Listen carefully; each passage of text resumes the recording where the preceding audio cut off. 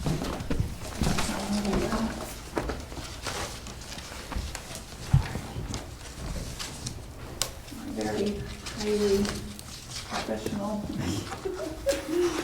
We have a couple more, we have another binder clip if it's useful. Yeah.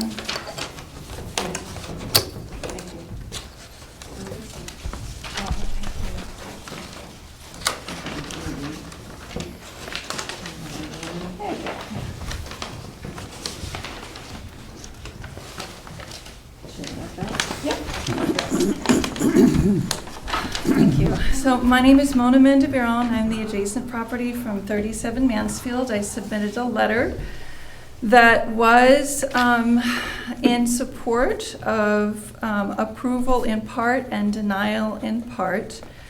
Obviously, this is a very small property that they're seeking to build on. I'm glad that applicants admit that it is possible to build a fully compliant dwelling, albeit slightly smaller. It is technically possible. That's something for the zoning to consider.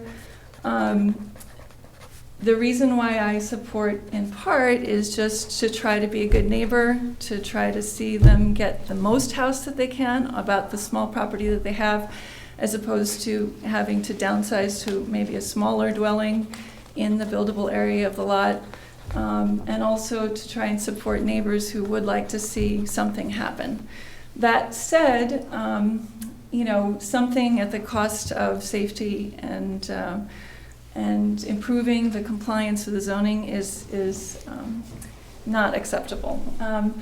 One of the things that applicants' engineering brought up was the difficulty and the preference and the practicality of a west side driveway. Now, he did mention that there's certain town standards. Those standards are not zoning regulations, and therefore there is some flexibility in those standards, and I would assume that the ZBA isn't codifying standards as opposed to, and you know, sort of imposing, you know, the regulations. What he didn't mention was that those standards also included 10-foot setback, a 10-foot driveway, which this east side driveway is not a 10-foot driveway. What he mentioned was that it was a 2% to 5% grade was ideal, with 10 degrees being the maximum that he considered to be an extreme slope. 10 degrees would be an extreme slope. Well, in fact, if you take a look at the east side driveway, it's between 11 and 12 degrees, because you measure 22 to 24, if you want to be generous, feet from the road, with a 4.5-foot change in the decline. Mona, how'd you come up with that calculation? It's a rough calculation, between Okay. 11 and 12 degrees. Okay, And even if it's 10 degrees, it's certainly not 3 or 4 or 5. okay. So even being extremely conservative, the west side driveway would be half as steep as the east side already is. And if 10 degrees is already too steep, then 11 to 12 degrees is definitely too steep. You can see here by this marking here exactly how steep the driveway is. This is a steep driveway on the east side already. So I'm not exactly sure, you know, who's the engineer seems to support more the fact that the driveway on the west side can be built, that it can be built. He explains how it can be built. He explains that it might be a little difficult to build it, might be a little inconvenient to build it, might cost a little bit to build it, but nevertheless, it can be a nicer, in his own words, driveway. So I'm not really sure why we're disputing what to do with the driveway when even their own engineer says that the driveway can be built. It would be a nicer driveway. It's just going to cost money and it's going to, you know, take some time. Certainly building a driveway would disturb less of the land than having to build a whole new foundation in the setback, which is a compromise that I'm proposing, is that instead of them having to bring a whole bunch of grade to fill in the front lot as they move their property to the back lot, and having to excavate all of the back lot and all of the work that goes with that all they have to do is bring a dump truck, dump a couple of loads of fill in the terraced area, because the first area, which is in front of the lot, is almost level level, oh, you can see here, is almost level to the street. So you really don't need any fill there.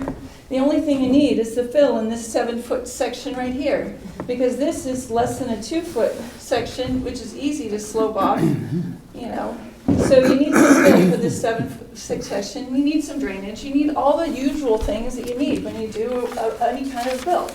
So if they're gonna build a new house, which technically, as I mentioned in my letter, you know, this is a new build project. They're more than 6 months outside their window for a build. We're talking 2 years later that they're filing their applications for a restoration of a fire-destroyed house, which was, you know, arguably more destroyed by the asbestos contamination than it was by fire, although they keep mentioning the smoke and being the reason why they needed to remove the drywall, when in fact their own, you know, applicants have testified under sworn testimony that they had to remove drywall because of asbestos. So was it the asbestos the reason they had to gut this house? Was it fire the reason that they had to gut this house? It seems like they're trying to use fire to make us empathize with them. But I'd like to stick with the facts. And the facts is, this driveway's narrow. This driveway's not compliant with setback. They don't have the right to enforce this as a grandfather situation because they're more than 50% loss, more than 50% costs, and more than 6 months outside their window. So unless the ZBA has a reason why this needs to stay, it's a more hazardous situation than the west side. I understand that it might cost more, but it's certainly going to cost less than having to build a whole new foundation set back into the land. The second thing is, this is the attic, or this is the basement that they have no intention to do anything with but storage, according to their plans. This is an 8-foot basement with windows on this side, windows on that side, and French doors exiting the garden level of the property. It's a basement. No one's saying it's not a basement, but this is a full 8-foot floor, 1, full 8-foot floor, 2, full 8-foot floor, 3, plus a walk-in attic. This is a 3.5-foot tall building. Now, on the front side, you can say it's only 2.5 feet, that's true, but on more than half of the house is 3.5 feet, 3.5 stories. So this is a 3.5-story structure. So they're already getting quite a lot of living space with the footprint that they have. The extra add-on, you know, you want to do that? I mean, the way they have it currently diagrammed, it's not compliant with prior variances that were granted. It's their current diagram has an enclosed structure. It's enclosed on 3 sides, solid walls on 3 sides. It's not lattice walls, which is what the prior variances mandated as a stipulation for having granted the prior variances for this area. So, you know, I think when we take into consideration the fact that they've got quite a bit of house that we're, you know, working with, I'm not sure that this is really necessary, but my main concern is this issue going on over here. And the reason why has to do with the fact that this is the situation going on. There's 0 setback here, very narrow, perpendicular to a already undersized road. Therefore, they have to pull out into the opposite lane of traffic in order to go left or right and make a 3-point turn. They can't exit this side of the driveway into their correct lane of traffic because it is perpendicular and too narrow. And they can't enter it that way either. They have to do a 3-point turn to go in. Once I have eliminated the apron, which they've been using. And then I have this little fence here, which is 3 feet in, you know, setback. So that's technically the town's right of way. 3 feet here is the sidewalk, 2 feet here is the sidewalk, 2.5 feet is the sidewalk. But then I have my driveways right here. So their property, my hedge of trees, right? So this is uncomfortably close. It's worrisomely close because this is where the fire happened. This is why we have setbacks, to be able to protect as well as, you know, for privacy's sake. And I just wanted you guys to get a visual of you know, these lots in proximity with each other, and understanding that the engineer's letter was a big nothing burger, because, you know, he basically admits everything that I've been saying, which is it can be built, it might be expensive, but it should be built, it'll be nicer when it's built, and the only reason why it shouldn't want to be built is because applicant thinks it's not preferred or practical. And that's not a justification for the zoning, I think, to override, you know, even if you're like looking at standards, the standards support a west side driveway and they don't support an east side driveway. So I just wanted to bring that to your attention, and also to say that I hope it doesn't go that way. I certainly am trying to compromise. I've put together a proposal where I think this 8-foot setback, 8.5 foot setback is acceptable to me. I'd like to see them put some additional hedge in there, because my trees are green up to here, but there's no green down here. So if they put in a 4-foot hedge, that would create that would sort of supplement my green and their green, would make a complete wall of green. So that would sort of would complement the fact that it's not 10 feet. Mhm. So I think that's a small sacrifice on their part to make, just putting some green plants here Mhm. in the front part. And, you know, other Sorry, than... can you explain that compromise that you're proposing? So the compromise that I'm proposing is that this foundation, so instead of having to take down this wall and build it a couple feet back, or having to take down the whole house and build it within the buildable lot, would be to allow the existing structure to be rebuilt or restored, however you want to call it, rebuild or restored. Now, this extension is not existing. It has not been existing for a year, more than a year. So if we want to get an approval on an existing restore, let's approve that so we can get moving. And if they want to, you know, 6 months from now, apply for a variance to get a bump out on their kitchen, well then, there's nothing stopping them from doing, you know, the main house and then asking for an eat-in kitchen later, because it is an eat-in kitchen. It's an observatory deck that was transferred into a screened deck, which was then transferred into winterized space. It's awkwardly hanging off the back of the building. It's not very aesthetic. It was never designed to be that way. But if that's what they want to do, they don't need to jam up this process. They can get approval on restoring or rebuilding this structure on this footprint, making improvements to code so that the structure is more secure, more compliant, that this driveway, which is a hazard, is put on this side, which is fully compliant, has a 5-foot setback, has a 10 to 15 wide driveway, it has, you know, 15 to 20 foot apron that it can use onto the street.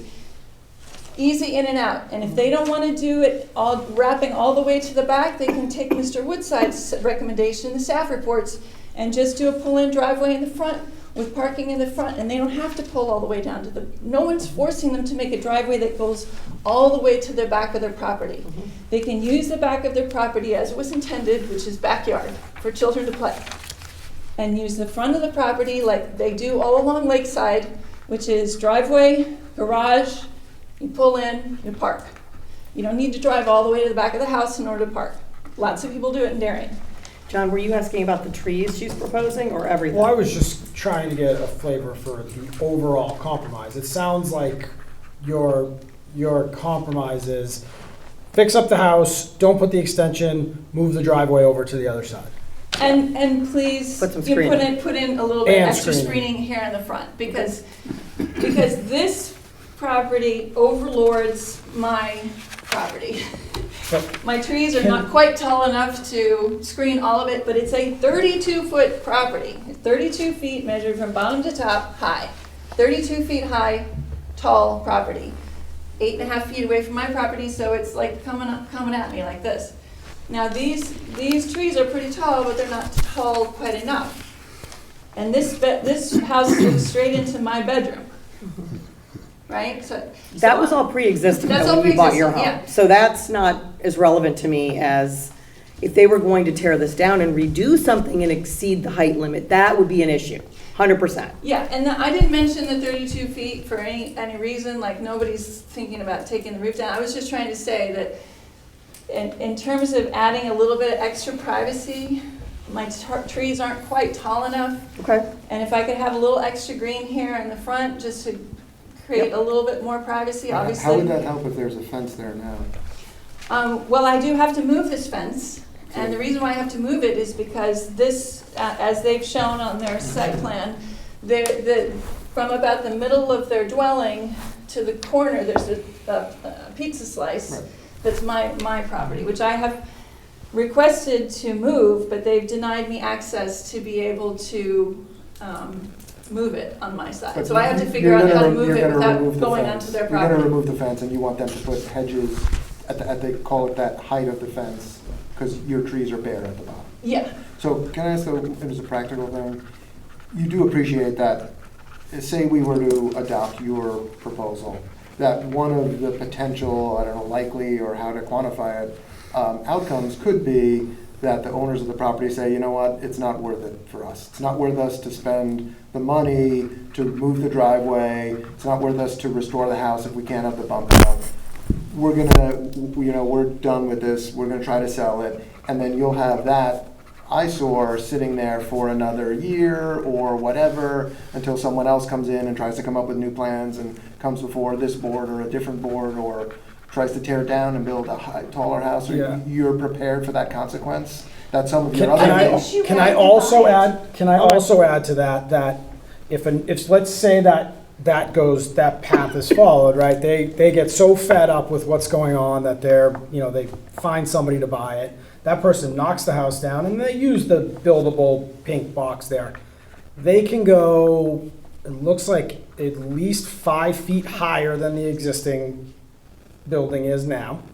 So they can build a higher house. it'll be sunken down It- at further. least I can down further, yeah. Fine, but it will be a 1.5 feet further over from where that existing one is right now, and there will be, I don't know, 50 Rings End deliveries of lumber and material and roofing, like there's a Listen, whole nother I was a Southeast animal there Realty too. agent. I have had 4 different properties that I've gutted and renovated that were historic properties. One that was built in 1691, another one that was built in 1820. So I understand what it takes to renovate, and that's why I'm trying to give them a compromise. I also understand the impact that it has not only to me as the adjacent neighbor, having a bigger building in the setback, but also to my other neighbor who would have another building closer to her. While it might not create shadow on her garden as it would create shadow on my garden, it certainly would obstruct some of the nice sky and tree views that she has. So that's why I would like to see them build for the neighbor's sake and for their own sake on the buildable lot. That's why I'm okay with it being a variance of 8.5 feet instead of 10 feet, if they would just do me the favor of putting some extra hedges up and move that driveway. What I'm not But okay they with. can't put the extension back still, in your. Well, I have an opinion about the extension, but ultimately I leave that part up to you. I'm not going to take issue with the extension. I did a thorough analysis of the zoning approvals and my assessment of zoning regulation, having read the zoning regulation book and everything. I've become more knowledgeable about zoning than I wanted to be. And that was my opinion. But I'm not taking a hard stance on the bump out. The bump out, I've stated an opinion, but I'm not taking a hard stance. You want that What I- driveway moved. What I want that driveway moved, and if the ZBA is not going to approve it, then they have to give me a really good reason why, because I will pursue all legal measures that I have at my availability to appeal any decision which allows this driveway to stay in its current position. Understood. So, I'm you gonna know, I don't have to have, get you to wrap it up, I'm sorry, Yeah. yes. but I don't, I mean, this is opinion, not necessarily, but this is my issue, it's the driveway. Okay, Keep the house where it is, put in some greenery, please, if you don't mind, but if you don't, fine, I'll live with it. But we This driveway always can't take stand. neighbors' opinions in consideration into fact. It's one of the whole reason the ZBA exists is to enforce yeah, side lots, setbacks out of neighbor respect. It's what keeps things thank you for friendly. giving me the opportunity to share my opinions. And again, I just want to say that I am trying to forward their plans. Project, yep. The Keep it project. moving. They may have reasons for not wanting to do this project because of the structural enhancements or security, strengthening of the structure or rebuilding. And if they decide to sell it to somebody else, I'm sure it won't take more than a year for this property to get scooped up by a developer who'll build it. And sure, maybe they'll build it in the buildable area of the lot. But we'll have a nice house, it'll have a nice driveway, it'll have nice landscaping, and the whole neighborhood will be the better for it. So, Thank you, Mona. thank you. Matt, did you want to say something? I was going to see if any other neighbors want to speak. I know you wanted to say something.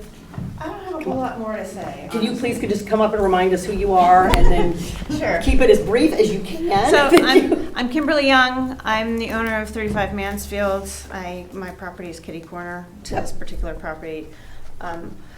I just don't want to see the ball kick down the block a little further, right? I just want this to move forward. Okay. If you move the driveway, you don't move the driveway, I don't care. The bump out, I have no problem with restoring it to what it was before. Seems to me that they're trying to restore it to the same footprint that it had before. Makes sense to me.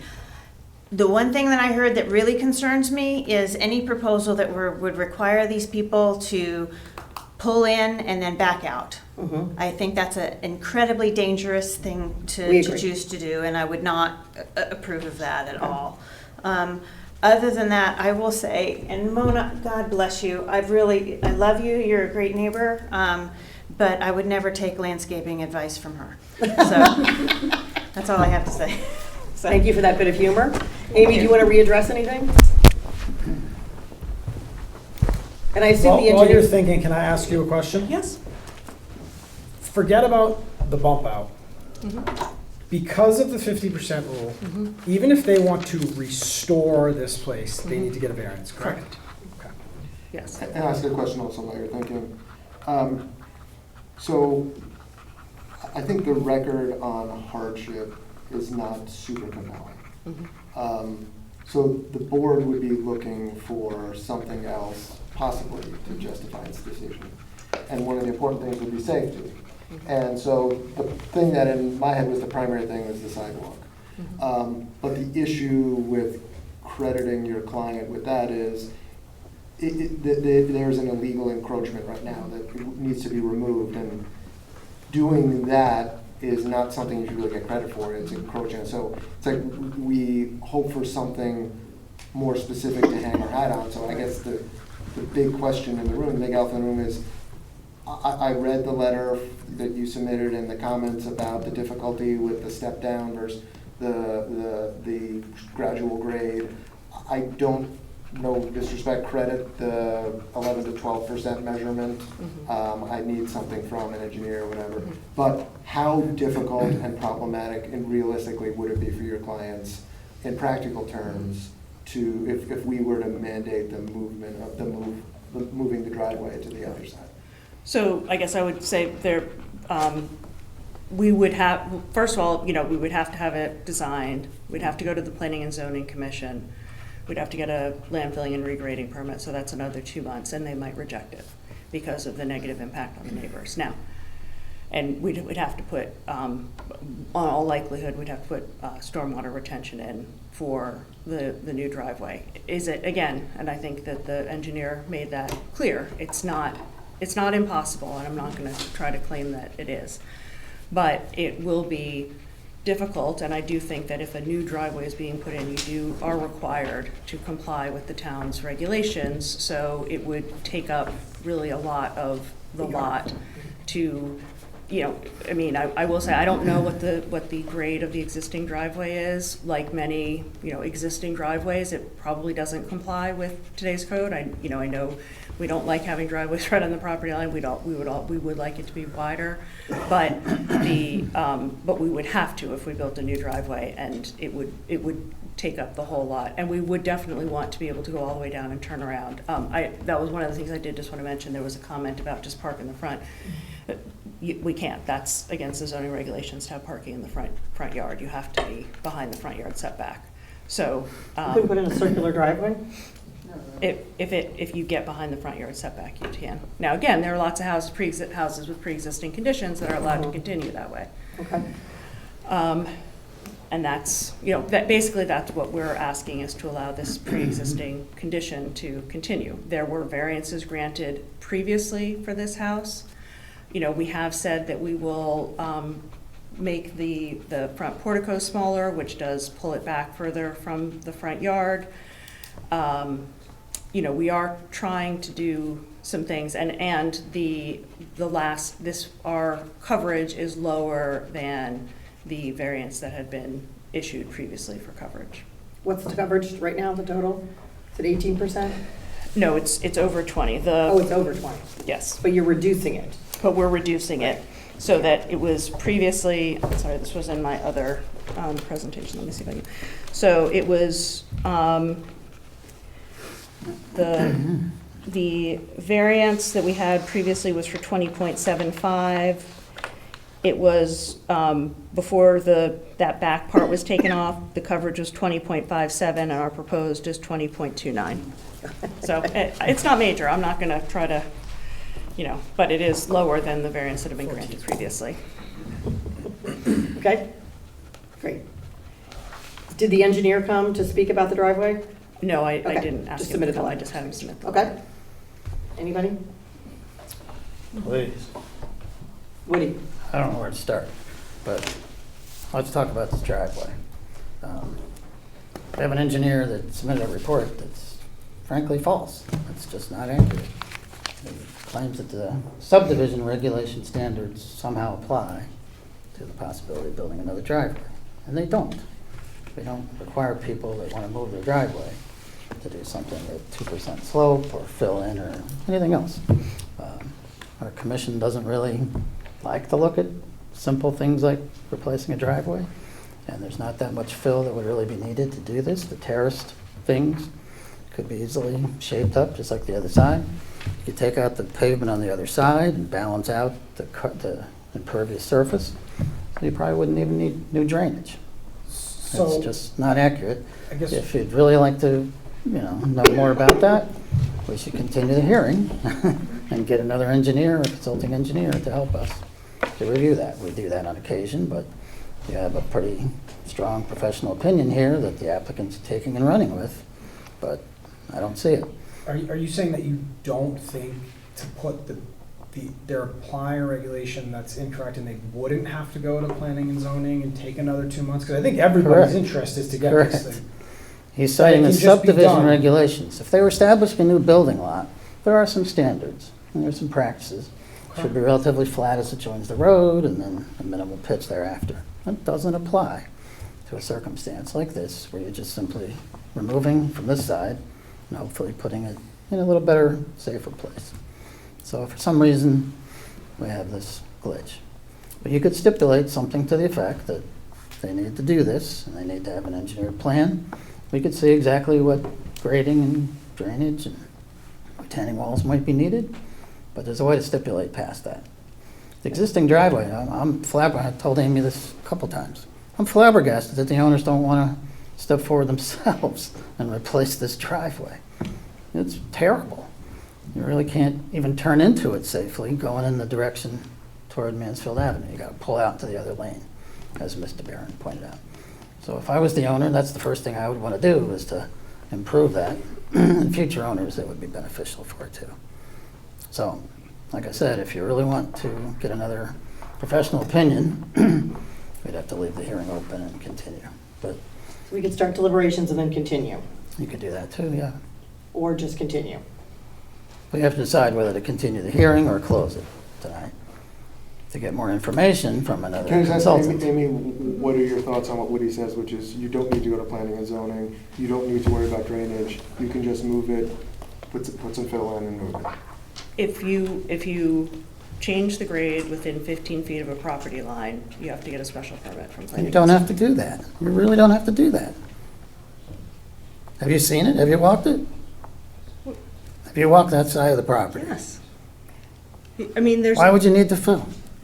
Why would you Because need to do a regrading? I Because of mean, the I think pitch. the photos show why you would It have could to be the same- regrade it. it could be It's the same terraced. pitch. Yeah, It's I don't okay. feel like I have enough information to know It's okay. what's going on with the driveway. In my mind, this could easily be done. Look, No? What are you thinking?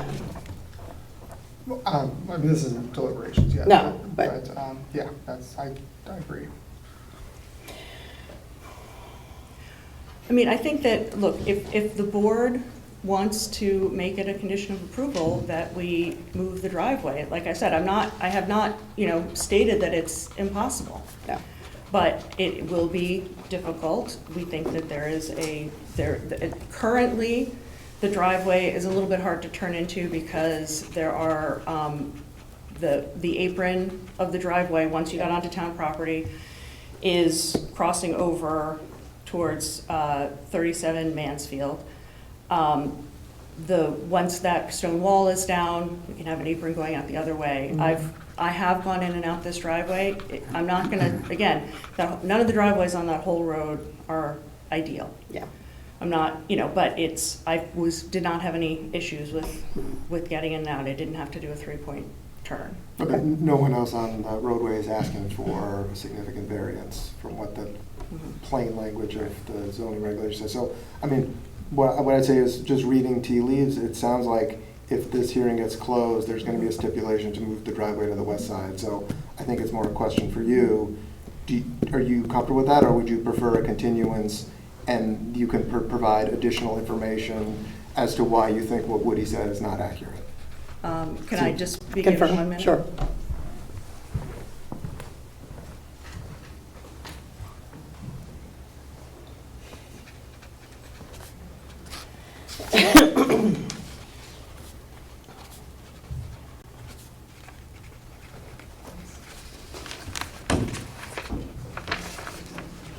We were talking about that. Should we just stay with the order, or is there a reason to move anything around? No, I don't think so. Okay.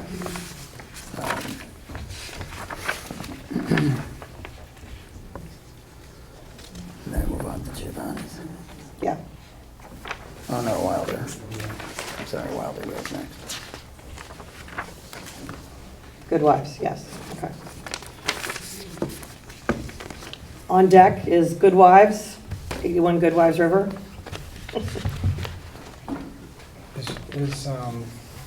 I'm here. Good Wives is happening? Yeah, Good Wives is happening, Middlesex was continuing. I got you. Amy? go ahead. We would prefer not to continue the hearing. Okay. As I've stated, I hope that the board will, take into consideration the practicalities of moving the driveway and the work that would need to go into that. But, we've certainly heard the board's position on that. Maybe not, we'll deliberate, but Right. thank you. Okay, thank you. I appreciate that, Amy, thank you very much. Anybody else, last try to be heard? Okay, we will close 41 Sedgwick and deliberate shortly. Next, if I could have Mr. Gleason on behalf of 81 Good Wives River Road, this is calendar number 21-2024. Yeah, sure. Thank you. This is to allow the reinstallation of an AC condenser and installation of a generator.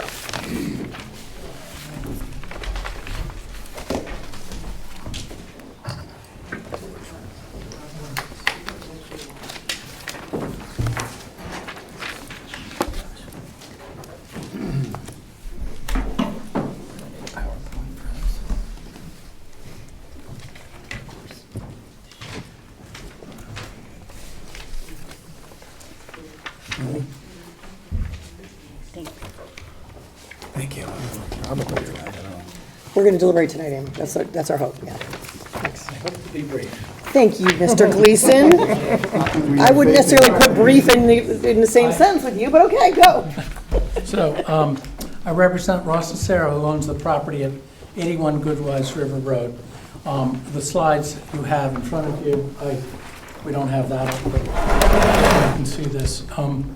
So, I'm going to start with pictures. We're trying to put in an HVAC, relocate an HVAC compressor and install a generator. The property is along Good Wives River Road. It's 400 feet along Good Wives River Road. It's on the river side.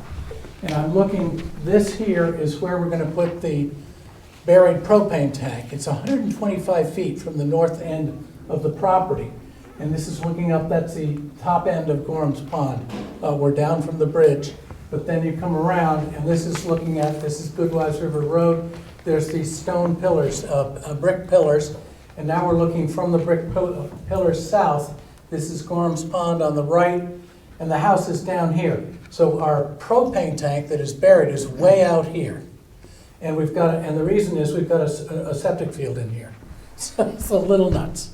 So, and also because we have to get a 10-foot setback from the propane tank from the street line.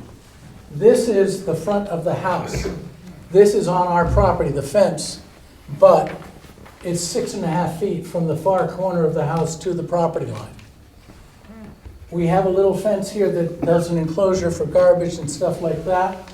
You'll see that a picture later, but this is the HVAC compressor. It's on the other corner of this space. This is the same side of the house. On the north side of the house, the HVAC compressor was installed right down near the water. It's in a flood zone. And we originally thought, we'll just put it up on a platform. Then we've got to go through all these certifications and everything else. We decided, let's just take this and shift it up near the driveway. It's closer to the street, but it's up out of the flood zone. It's a much better solution for service, for flood zone compliance. We're removing a nonconformity, which is a grounds for a variance. So by taking a non-conforming piece of equipment, this elevation 10.7, when it needs to be at 11.7, and bringing it up to a conforming location, we're reducing that flood zone nonconformity. That gives you grounds alone to grant the variance. This is the picture of the side where we're going to put the generator near, there's a stone wall that is a slight retaining wall at the edge of the gravel drive. This fence is too close and we're going to have to move it 2 feet. Well, there's no generator now, right? Correct, and it's a new generator. Okay, and is there any buildable area left here where? it There's could no go? buildable area. Period. What? Yeah. So, There never ever. was. So turn to the survey, which is next, and I'm gonna blow this up so, Yeah. because what you've got is essentially How someone got a illegible. house on this lot is shocking to me. Well, they did it by a variance back in '58. And that's part of my presentation, you'll see it later. But, so, if you can see this is the propane tank, here's the brick pillars. So the property is 105 feet deep here. You have to have a 40-foot setback and a 40-foot rear yard. That leaves you 20, and your side yard setback is 25. There's no buildable area. Here's the front, and you also have to be 65 feet from the center line of Goodwives River Road. Here's 65 feet from the center line of Goodwives River Road. You're in the water, you're in the drink. Yeah, I'm in the water here. Yes. The house, this is where the house is, I'm sorry, this is the driveway, this is the house. So we're in the water where the house is located. And then you add to that a 40-foot setback, and then you add a 25-foot setback, there's no buildable area I'm sold on whatsoever. this. I'm sold All on the right, fact so- that this lot is abysmal. Yeah, So you just want to add, you want to move something that you're going to make it less? we're taking the HVAC compressor, let me go back, Yeah. sorry. Because that, so the HVAC compressor now is on the north side of this corner. That was the picture that I showed you where it was down below. There's a stone wall along the edge of the gravel driveway here. This is the residence. This is the fence that's along the front, the green fence that's in one of those pictures that I submitted.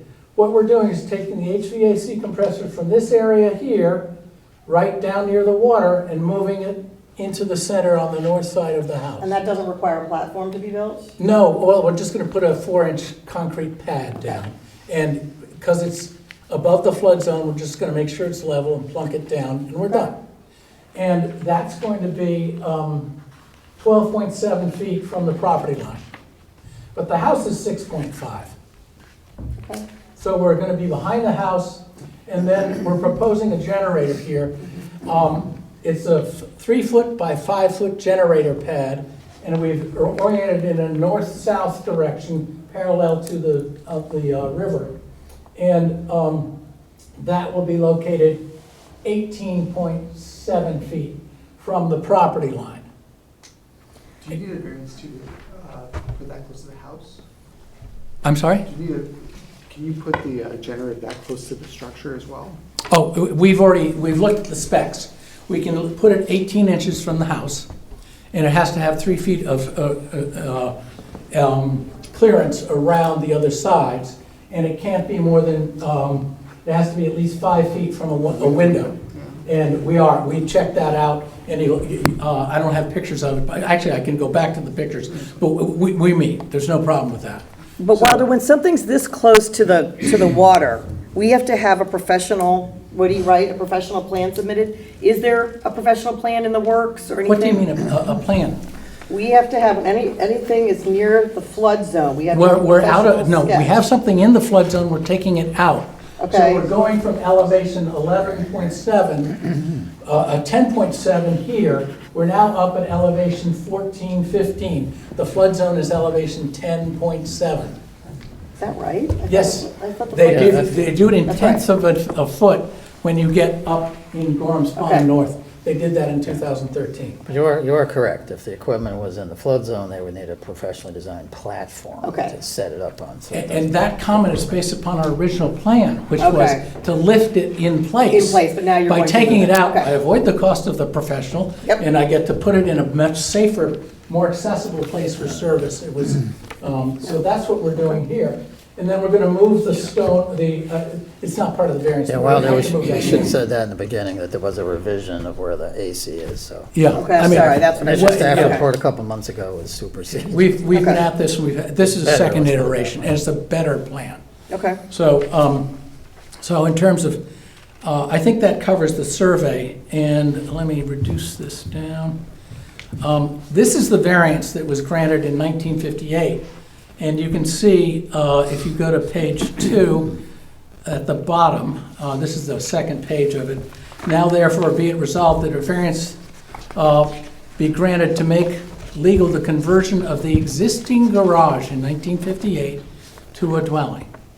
6.5 feet from the property line. You guys would never do that today. No, That's we what they wouldn't. did. okay. So that was then, and no, the C of O was issued in 1962, 4 years later. That never happened today. You have a 6-month expiration. So the variances, we're seeking variances as follows. Woody put the notices in, he got them right. I added rear yard setbacks, and by the way, we're fine. Some of the equipment is within the 65-foot front yard setback, as you clearly know. Our front yard setback is in the river. And then it's also within the 40-foot front yard setback. And we have rear yard setbacks needed, but, so use this So for just your, quick, is the propane tank being moved? There's one there. it's gonna be buried, there is none. Okay, so you don't need any. We don't need a variance for that because it's below So it's ground. just for the HVAC pad, you're conforming as to flood, but it's still non-conforming. Exactly. And then it is the generator and the Pad. pad. also. Yeah, front and back. Okay. And then, the hardships are here. There's no buildable area. It's an unusual size, shape. I mean, how many of you seen a lot that's less than 30 feet deep? I mean, that's really what it is. And then there's, in this package you have is, my email is with the most affected neighbor, Newland Baldwin. He was a kid when I first came here. He's now an adult living in a house in town. And he has indicated he had no problem with what we're doing. And when we changed the plan to move the HVAC compressor up, I emailed him again, and that's in this chain. And I said, look, I assume you'll let me know if you have any objections, but I assume you don't have any. And I told him he'd be a fool to object, but I have not heard from him since my email of October 15th. Okay, So we have hardship, and Hardship. this is a good project. Okay. It really needs to be done. thank you. Is there anyone in the audience who wishes to be heard on this application? Okay, anybody on the board, questions? Woody? Okay, we will close the hearing on 81 Goodwise. Thank you very much, Mr. Gleason. My pleasure. Okay, next up, calendar number 17-2024. This is the Water's Edge at Giovanni's on behalf of Mr. Maslin. This is to allow the installation of an approximately 400 square foot outdoor dining space and the installation of a fence and gate which will remove a parking space. Is there enough parking there now? Are we shy on parking at Giovanni's now? No? Okay. Did you say no? No, he said no. He said we're not shy on parking. We'll talk about that. I'll ask him again on record. Okay. Do we need that one on too? If you know how to turn it on, go for it. If you can handle getting it on and linking them, go Well, out. if I'm really lucky, this will go.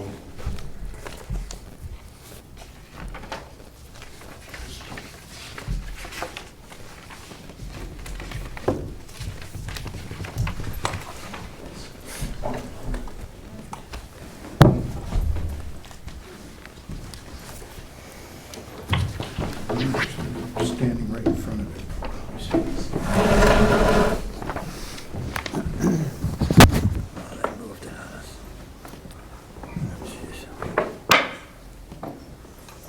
Is this good if I stand at the podium? Yeah, Or am I in the way? that works.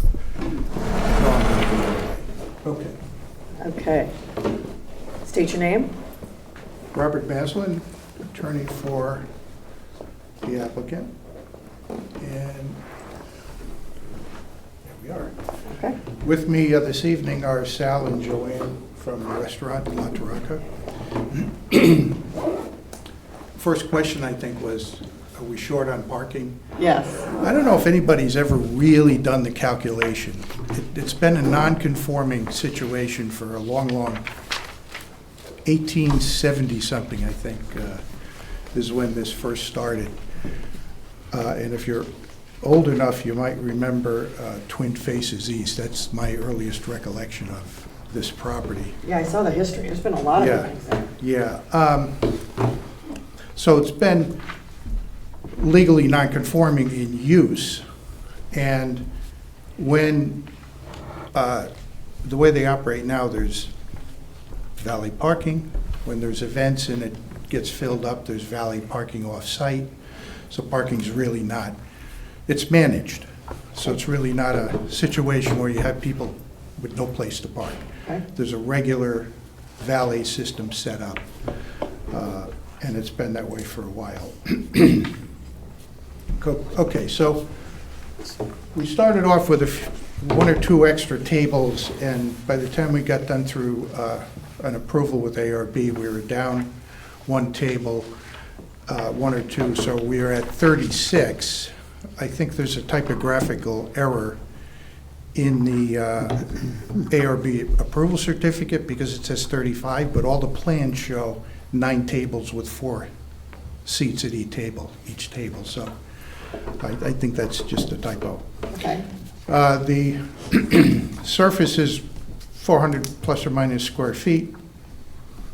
The existing plantings will just be displaced. They won't be removed permanently. The existing sidewalk, and I'll walk through my usual picture tour. The sidewalk and fence along the westerly boundary to remain. Light fixtures are those little garden-type pedestal fixtures. Those are going to remain. Tables are nice. They're teak with plain umbrellas. And access is going to be through the indoor dining room, which will be closed while the outdoor dining is open. So we actually go from a large capacity dining room down to 36. Why that decision? Because you have to walk through it in order to bring the food back and forth and bus the tables and all. So it's not really the best situation to have people, wait staff and bus people, almost said bus boys, going back and forth through an event in order to serve somebody else. And the wait station is inside the building as well. Okay.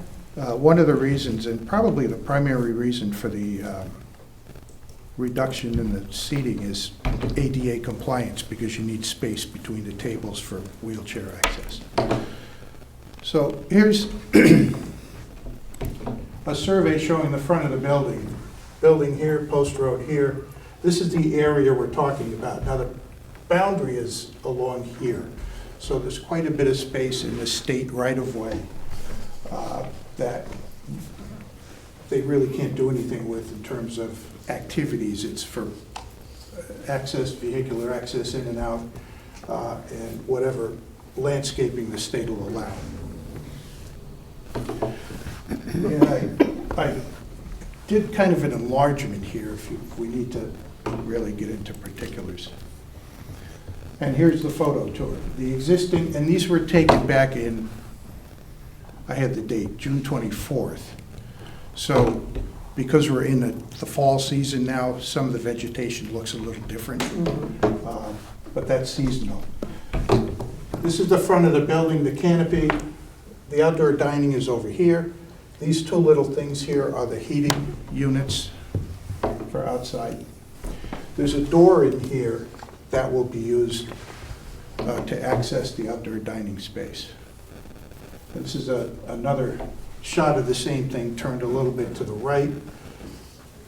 The dining area is in here. Sidewalk going across the river, and then there's a wrought iron fence that's staying. There's a sidewalk along it, which I believe is in the next picture. And there you go. This is all staying. That's the door. That's the light. Proposed conditions, okay, so, and what's in here is already on file, so we don't have to worry about the record, but here's what it looks like. 9 tables, 4 seats each. They may get rearranged a little bit with different parties and things, but that's just the way dinings go. Replanted vegetation over here, vegetation along the curb line, and there'll be bollards along that edge. And then I think there's one more over here for protection of the diners from cars that don't stop in time. That's a detail. Now we have some renderings, and these are renderings that are the result of the ARB comments. So but those Bollards are so the colored bollards the are gonna look like, they're gonna be seamless with same fence. color as the fence, they'll blend in. We thought about bollards that become part of the fence structure, but it's just not practical in this particular situation. A diner looking for a place to sit. Just another view, this is more around the water side looking toward the dining area with the front entrance in the back. Those are your tables and chairs. Another version. Those are the heating units. Now, one of the things that happened, and I'm not sure we need to be here, but Woody wants us to be here with this. There's a fence along the back corner of the building across the parking lot, and that was done for security purposes. People get into that back parking lot at night, and anybody's guess what's going to happen. One of the things that was of primary significant concern was a certain business establishment was in process to open on the Stamford side of the line across the street, which was, what do they call those, dispensaries? That was a major concern. But there have been situations where people would get back there. There's an old rundown building that somebody was living in that nobody knew about it. It's just a security thing. So does that stuff still exist? That building does, yes. Is there any talk about getting rid of it? I don't know what they're going to do. It's just sitting there, and it's been there. It used to be an apartment with a garage. I think they have a little bit of storage in But there. that entire parking lot behind is Giovanni's. It's all property, Giovanni's. It's used for parking. Yes. So, sorry, what's the issue with the fence? It's not supposed to be there, or? Well, no, Security. well, the question was, I'm not sure it needs to come to the board because it's a fence. It doesn't have anything to do with the use. Yes, it does run along the edge of a space over here, and then on this, it looks like it might take out a space, but this parking lot is rarely full as it is. What is this about parking? What was your concern with the fence? That's a change to the site features, and it is removal of a parking space where they Okay. are very short parking on site. Black, I think it's aluminum, but it's looking like a wrought iron type fence. Close up. Well constructed, it's, anchored into the ground pretty well. So Bob, if we were to run a calculation on what the parking should be based on the square footage of the restaurant, how many spaces would we, if we were starting from scratch? Oh, boy, I don't know. You're good at this. We've I been know I'm down this good, road but- before. How many spaces would this require? Do you have any idea? Oh, boy, we'd have to. I don't do know a the square footage calculation of all the rooms. Okay. Go through the formula. We could tell you. We'd have to continue the hearing if you want to really know.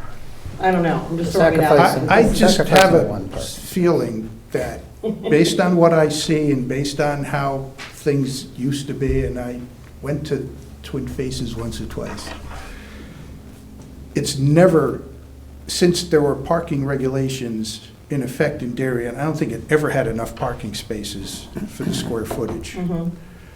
But that's not to say there's a problem, because this type of catering operation today doesn't have all of the rooms running all the time, where you have, an overabundance of cars. And when there is an overflow, that's what the valets are for. But I think your point is going to be that the question of parking is irrelevant for this application because. Yes, it is, You've yeah. committed that this space will only be open when the rest of it's closed. Correct. But just out of curiosity, how is forgive me for not knowing this, I've only been there a couple of times, is the interior open for regular restaurant traffic on any given day? There's a restaurant, Yeah, well, like no. at one Not side. No, Monday, it's a- Tuesday. Now it's kind of a limited schedule. I can ask him if you really No, I want mean, to just know the question I'm tonight. gonna get but- to is, how can you on any given day in the future decide, okay, it's outdoor dining only versus indoor dining? Like, and what if Just someone in that shows- one dining room. Let me go back. They're not closing the whole Oh, I see, interior you're down. just, No, no, no, we're not closing shutting the down the section. whole restaurant. Oh, No. that's what I misunderstood no, that no, no. too. I agree with Kevin. I didn't understand that. That's what I thought Okay. you were saying. So Yeah. parking is a relevant question. I thought you were saying the exterior dining will only be open when the interior was closed. I thought that's what No. you said. But you're saying just that one room, I get it, where the door goes into, I understand now what the point is. I didn't speak clearly enough, and I apologize. There's a dining room Got it. over here. Understood. This is the room. Yeah, I remember when you go in. It has yeah, a- right, yes. So that one will be It's closed got when a that's good open. capacity, but Okay, so when parking this is is still an open, issue. this is Okay, got it. not open. I'm sorry so for this application, we're not increasing the parking demand at all.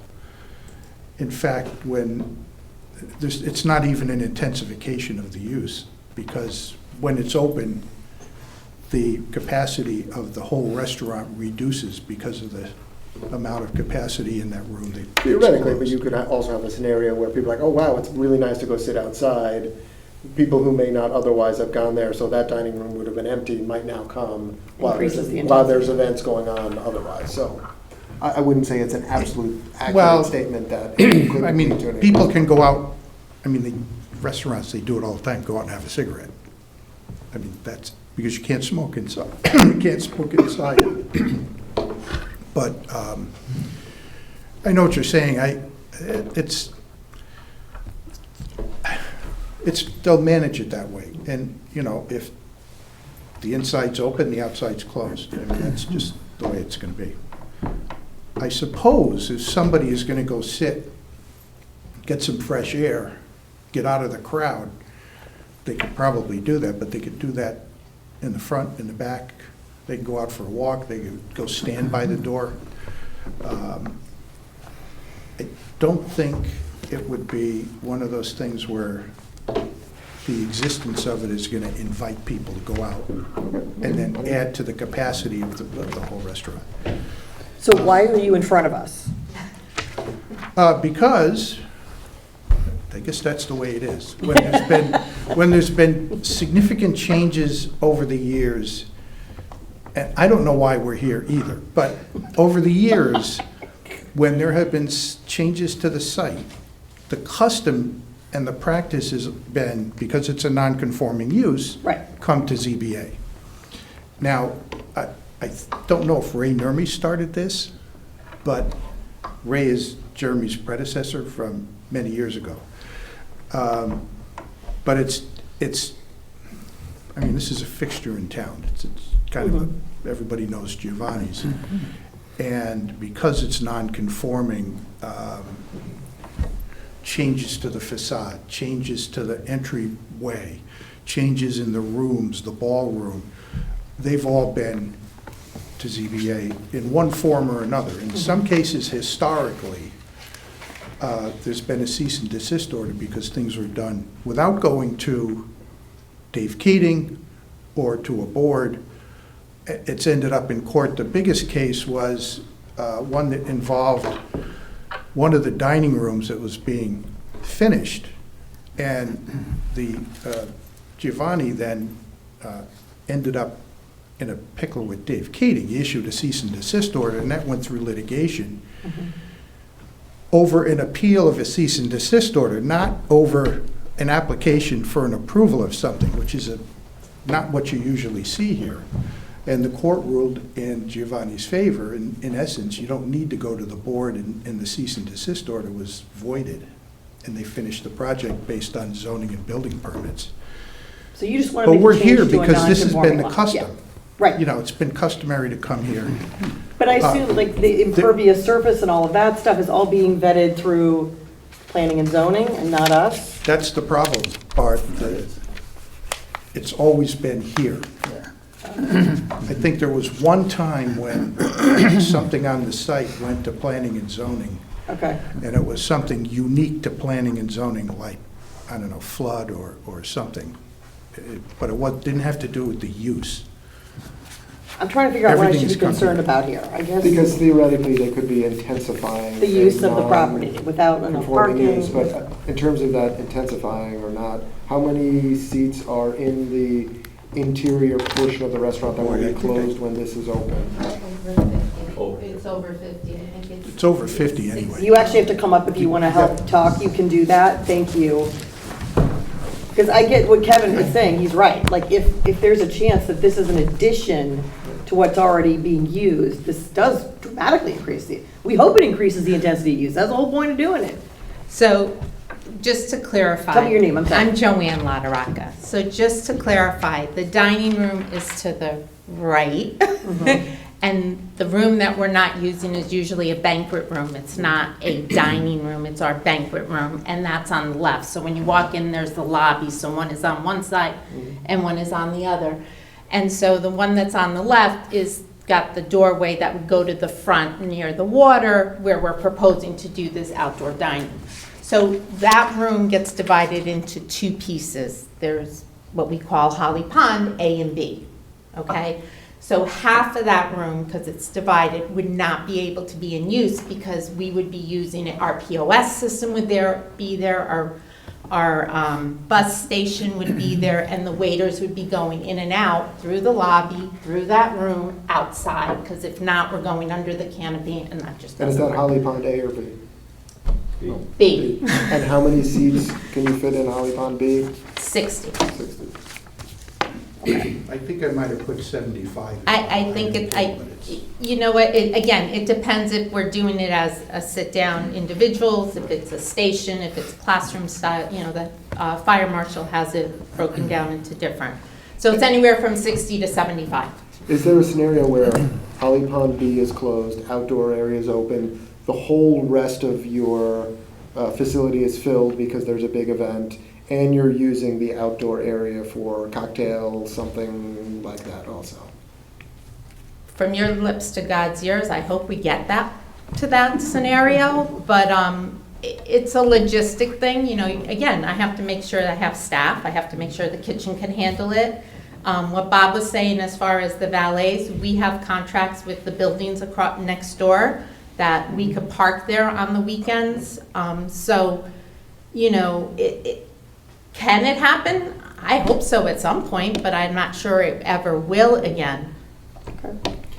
And I guess this question about the landscaping that's there now, that was part of a requirement from Yes. the zoning board. So obviously, you're going to replace it with bollards and a fence and Yes. tables. And so what's happening with the landscaping that we originally required you to put there? That was put in, some of it has, a truck ran over some of it. I don't know how that happened, but That on was the, on the island. on the, why am I having so much trouble? But on the, oh. Oops. Okay, this is a view of some of that landscaping. It's been there. Right, and so what's You going to can happen? see it's nice. Some of it is annual or Right. bulbs that, die off in the fall, but some of these have died off. One of the problems, I think, is salt, because you're close to brackish water. Sometimes a little What more was the salt. requirement here?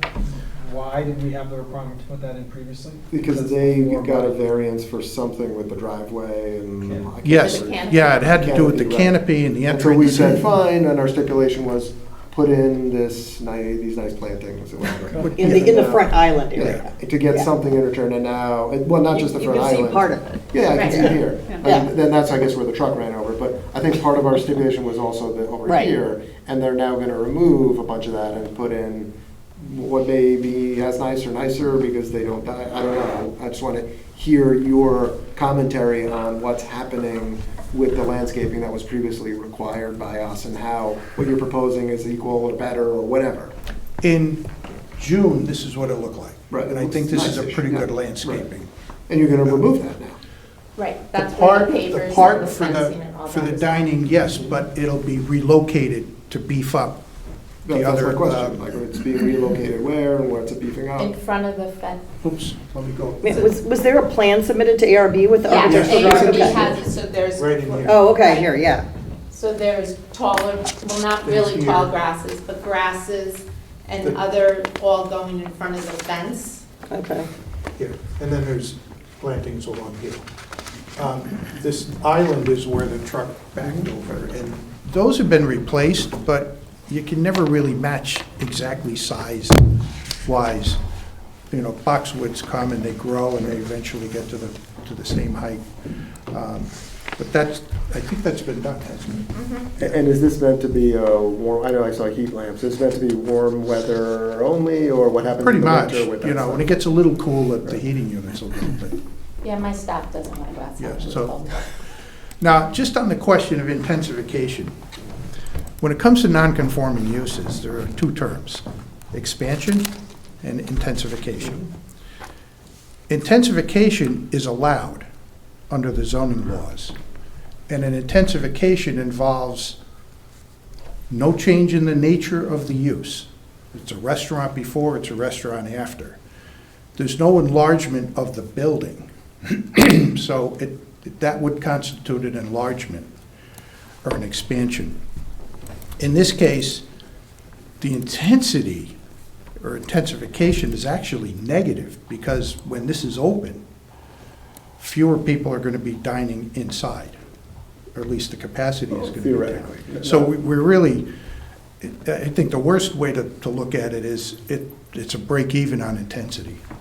And then, of course, 3 seasons of the year, you're not going to see anything out here in terms of intensity or intensification. Intensification has to do with the activities on the site, how many people are coming, and increases in intensification are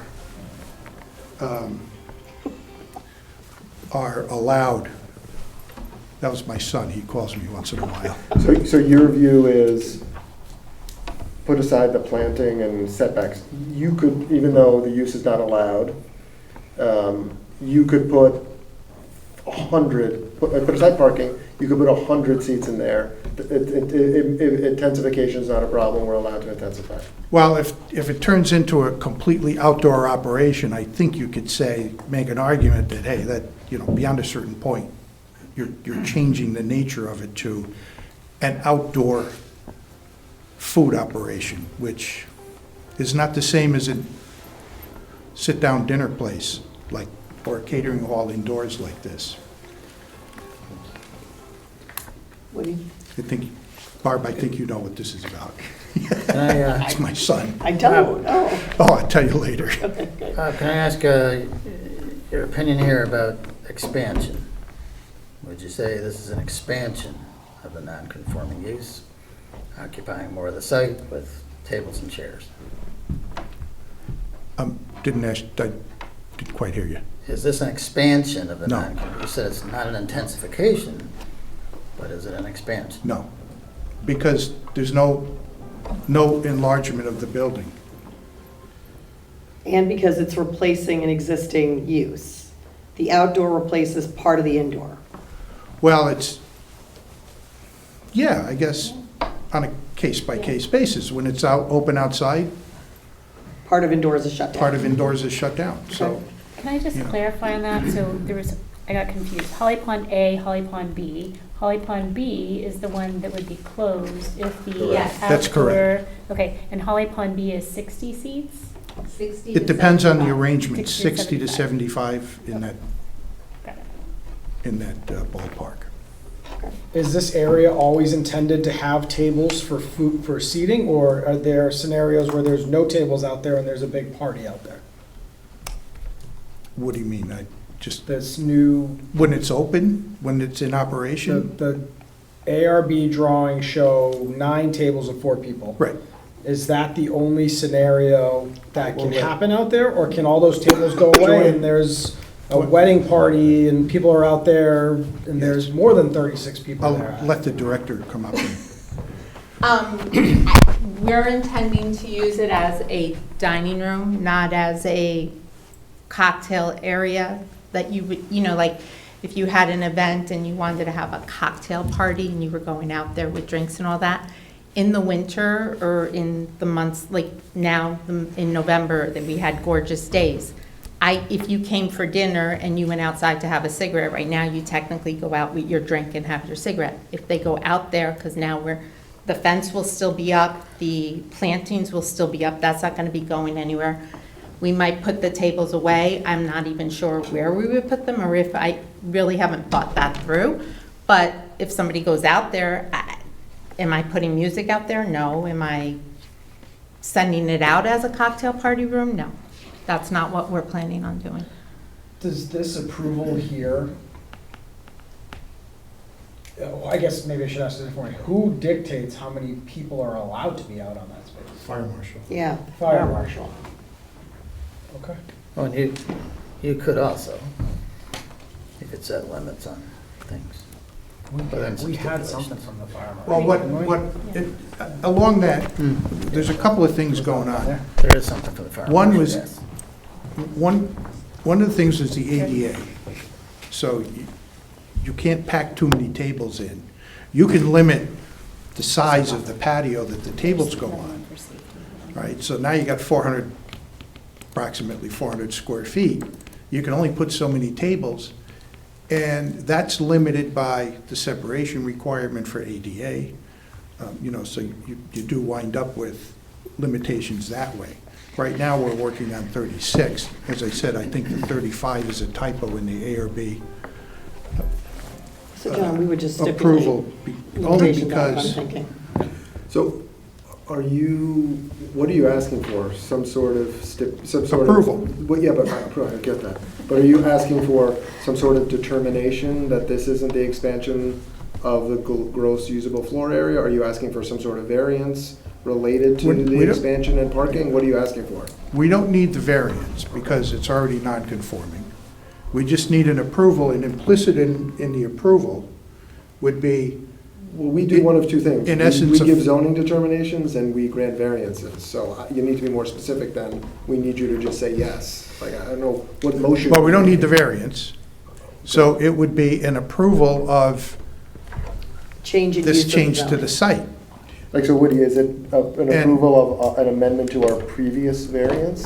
Is that what they're asking for? No. Well, the legal notice has some language that you might. Yeah, I know, that's why I'm asking. Right. I'm asking. The legal notice asks for variances.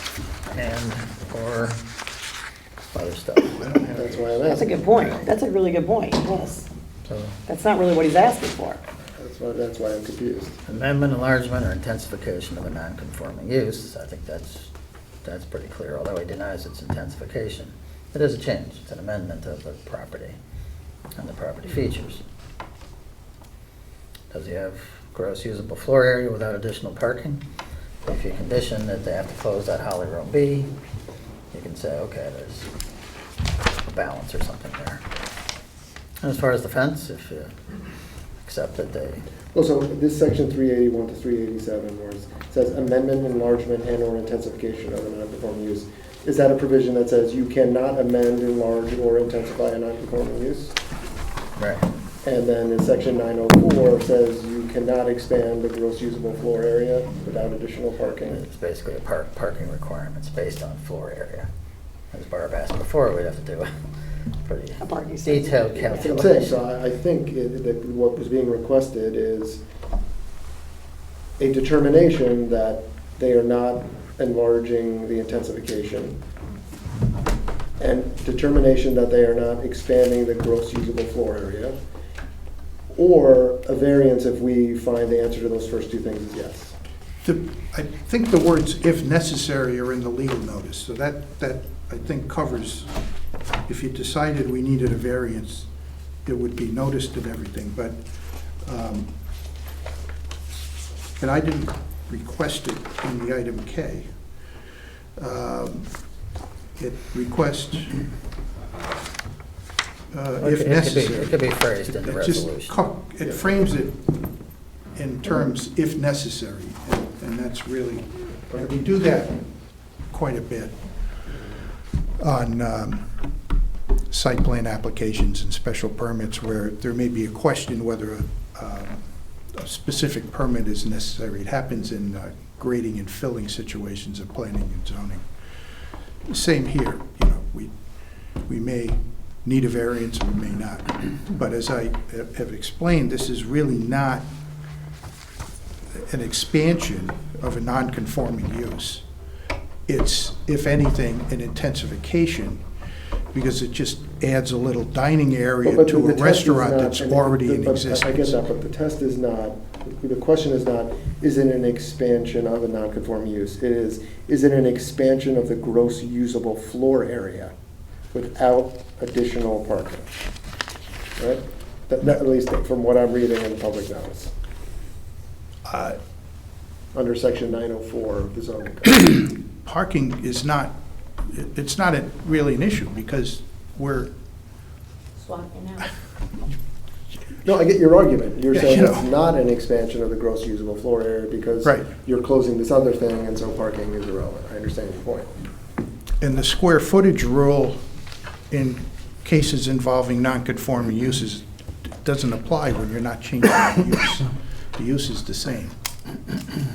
And that's been, that was a discussion that was in the case that went to the Superior Court over finishing a dining room and a few other things that were going on back in the 1990s. Well, in that case, it was in the flood zone too, Yeah, the lower level that was finished. right, but Can I ask a sort of a simple question maybe that, how are people gonna go to the bathroom when they're out here in this outdoor dining space? Are they gonna go back in that door through Holly Pond B or Yep. go into the interior They through could the go front in that door? way. Yep, Or which way will they? they could Go do on. either that door or the front. come on up, you gotta, Yeah. Sorry. what did you, go in the main lobby? Yeah. You could walk in through the front door, or you can go in through the same hallway that, The service The door? service door. essentially? Okay. so it's no different, Woody, than what we did during COVID, when we were using the tent out back, and the main ballroom was closed, and we had it all set up that way, and we had people, stop and, the doorway's big enough, it's not like it's gonna look like a mess. It's neat and tidy. Well, I noticed you had a sidewalk planned from this outdoor dining space to the curb and toward the front canopy. So if people wanted to walk that way, Right. it's designed And to there's allow also a sidewalk that leads right into the door that the service is. Yep. That's there. That's there now. When people come in, how do they get to the dining area? Do they go in the main entrance and Mhm. are Yeah. shown around? They or could, we could can they do go it through that, property? Yes. we're gonna do it that way, yeah. The podium is still inside. Did you look at any other locations for this? I'm just curious. Yes, like I said, during COVID, we did it out back, but to do it out back, I have to close the main ballroom. Okay. I can't do that. You know, you're in a gorgeous location in Darien, you're on the water. It's just a sin not to be able to use it. So many, every diner that comes in asks us, how come you guys aren't outside? Yeah. You know, it's just a need. And I just want to say something. If you guys are this confused up here as to why we're here, can you imagine how confused I am as to why we're here?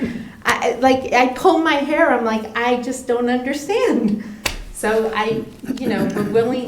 we're trying to jump through hoops to make everyone happy, but we just want to do our jobs. Yeah, I can tell you why, I now just read the zoning code, I can tell you why you're here, and I get your frustration, and we have to comply with state law, or, and Absolutely. everything we do Yeah. to vary from the zoning code that's been adopted by people elected by residents of Darien has to be pursuant to state law.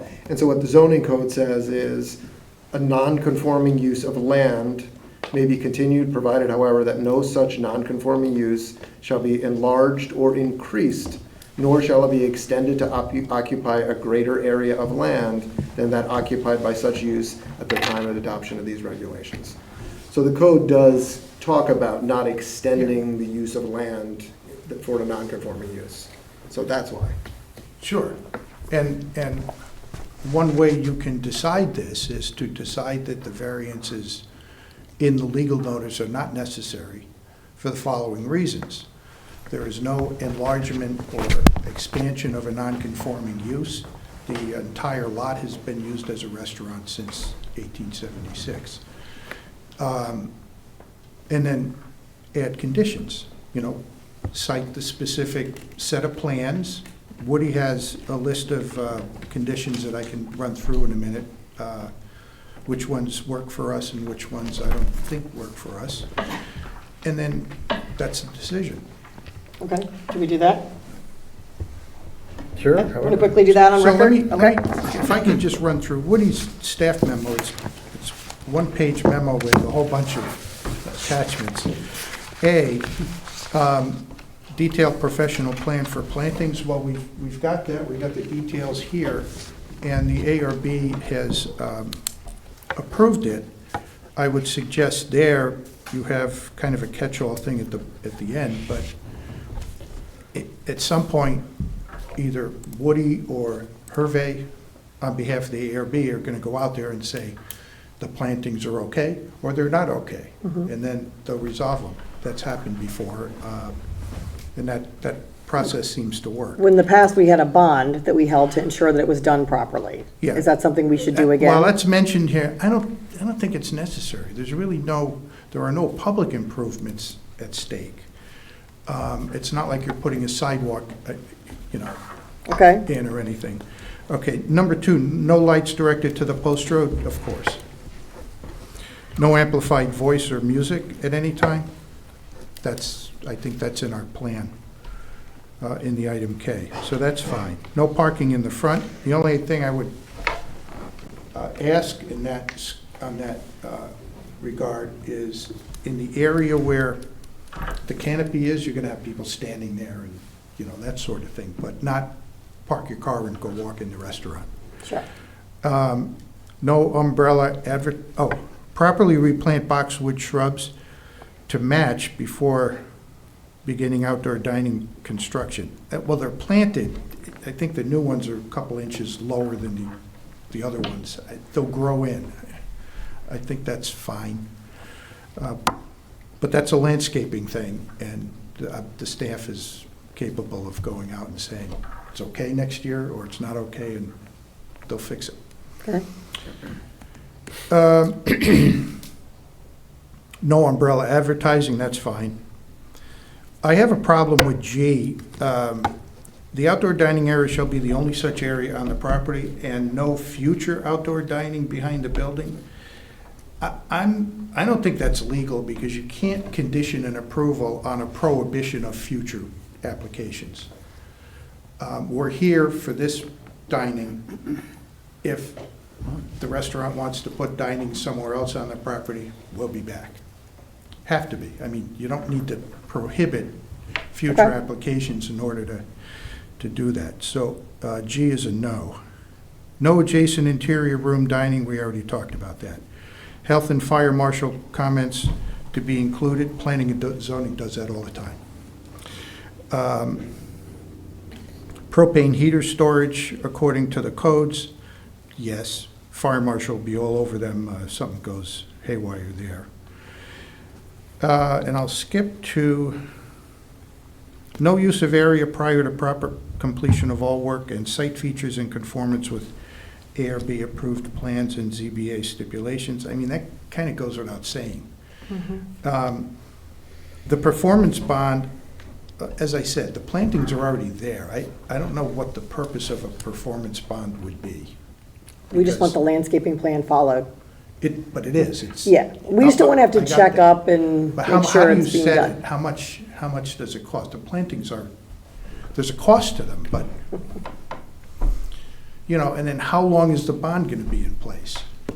The plantings go in, they'll go in the spring, and then you'll have outdoor dining. I think we all want the same thing. We want the property to look great. We want the They can't do the outdoor landscaping in. dining unless everything's in order anyway. So, I mean, that's, it's not like they're upsetting the environment or anything, and you have to restore a wetland or anything like that where you would use a performance bond. This is not that kind of thing. We've submitted a landscaping plan. They're going to follow the landscaping. Yes. Okay. Yeah, otherwise they can't do the outdoor dining. Yeah. But you're just saying you don't want that, but we can It's- still I think decide it's to just- put that in if we it- want, so, it- okay. It's an Fine. administrative burden to do a performance I get it, bond. yep. And, you can deal with it another way, and that's the whole list. Okay. So it's yes to most of it. I told you what the no's are, and G, got it. it's, I G and K, okay. apologize for the interruptions with my phone. Okay. But I won't tell you. Thanks. Okay, you'll have to tell me later. Is there anyone else in the audience who wishes to be heard on this application? Do you want to say anything else? Me? Yep. Anything else, George? You, Sal, anybody else? Scott, you got anything? No? Okay. Thank you. That's it? Yep, Anybody else? That's it. Okay, we will Anybody close have- the hearing. Thank you, Bob.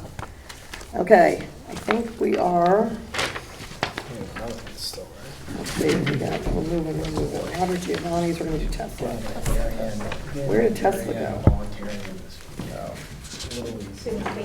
It's the second page, top of Yeah, it looks like that. the back of the second page, top of Oh, wait a minute, it is. It's, wait a minute, I don't see it. 22-2024. Oh, I thought I got crossed out. Oh, I made a mistake, okay. I'm sorry. Next up, calendar number 22-2024, which is the application for 25 Old Kings Highway North. I think we're going to open this and continue this to December 18th, no? No, that's the other. That's the middle So I side. think you wrote that on the wrong thing for me. I'm sorry, I screwed up, never mind. Yeah, I Okay, did that in the beginning. so we are going to hear from you. We are going to hear, Gonna open 22. you've waited a long time. to get Patiently up. waiting.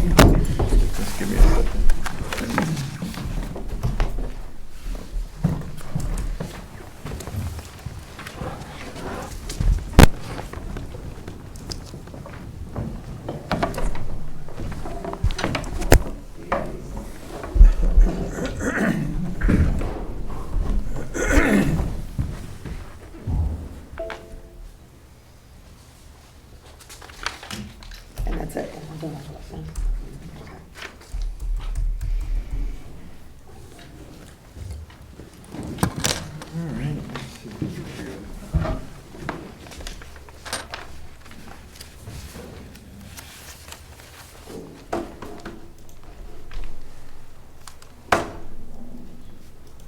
While you're getting that set up, I'll just say the applicant Okay, Tesla thank you. proposes the installation of an electrical vehicle charging station at Good Wives. Oh, yeah, they had to change the name. Old Kings Market was in there. Old Kings Market. Okay. apologize, trying to figure this out.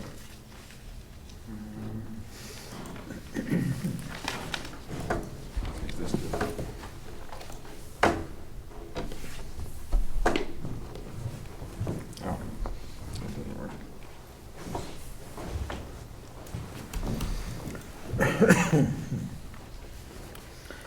Are you Ted Crawford? Yes, sir. For the record, Ted Crawford with Dewberry Engineers, here to represent the applicant Tesla. Okay. I apologize for this issue right now. Is it something you had sent us before? It is. I was just gonna have my site plans up there, if that's Okay. okay. If that helps. If not, I'm Sure. happy to just walk through the plans. We have it. I have a smaller version of it. Yeah. Okay. Well, I can talk while I do this. So Yeah, see if that works. to give you basically an overview of the project, we're proposing 12 electric vehicle chargers on the property. As part of that development or that project, there's the 12 chargers that are installed at grade at the existing parking spaces, and then a new transformer and then some switch gear are also part of that, that project. When we originally proposed it, everything was in place as shown at grade. Subsequent to that, we determined that the flood elevation was a little bit higher in that property due to the zoning regulations, in an attempt to mitigate and be outside of that zoning with our critical equipment being the switchgear and transformer. We elevated that equipment onto a earthen structure with a small wall. It's about 3 feet up. Right prior to our application before wetlands, it was determined that due to the flood conditions, we were creating a small fill.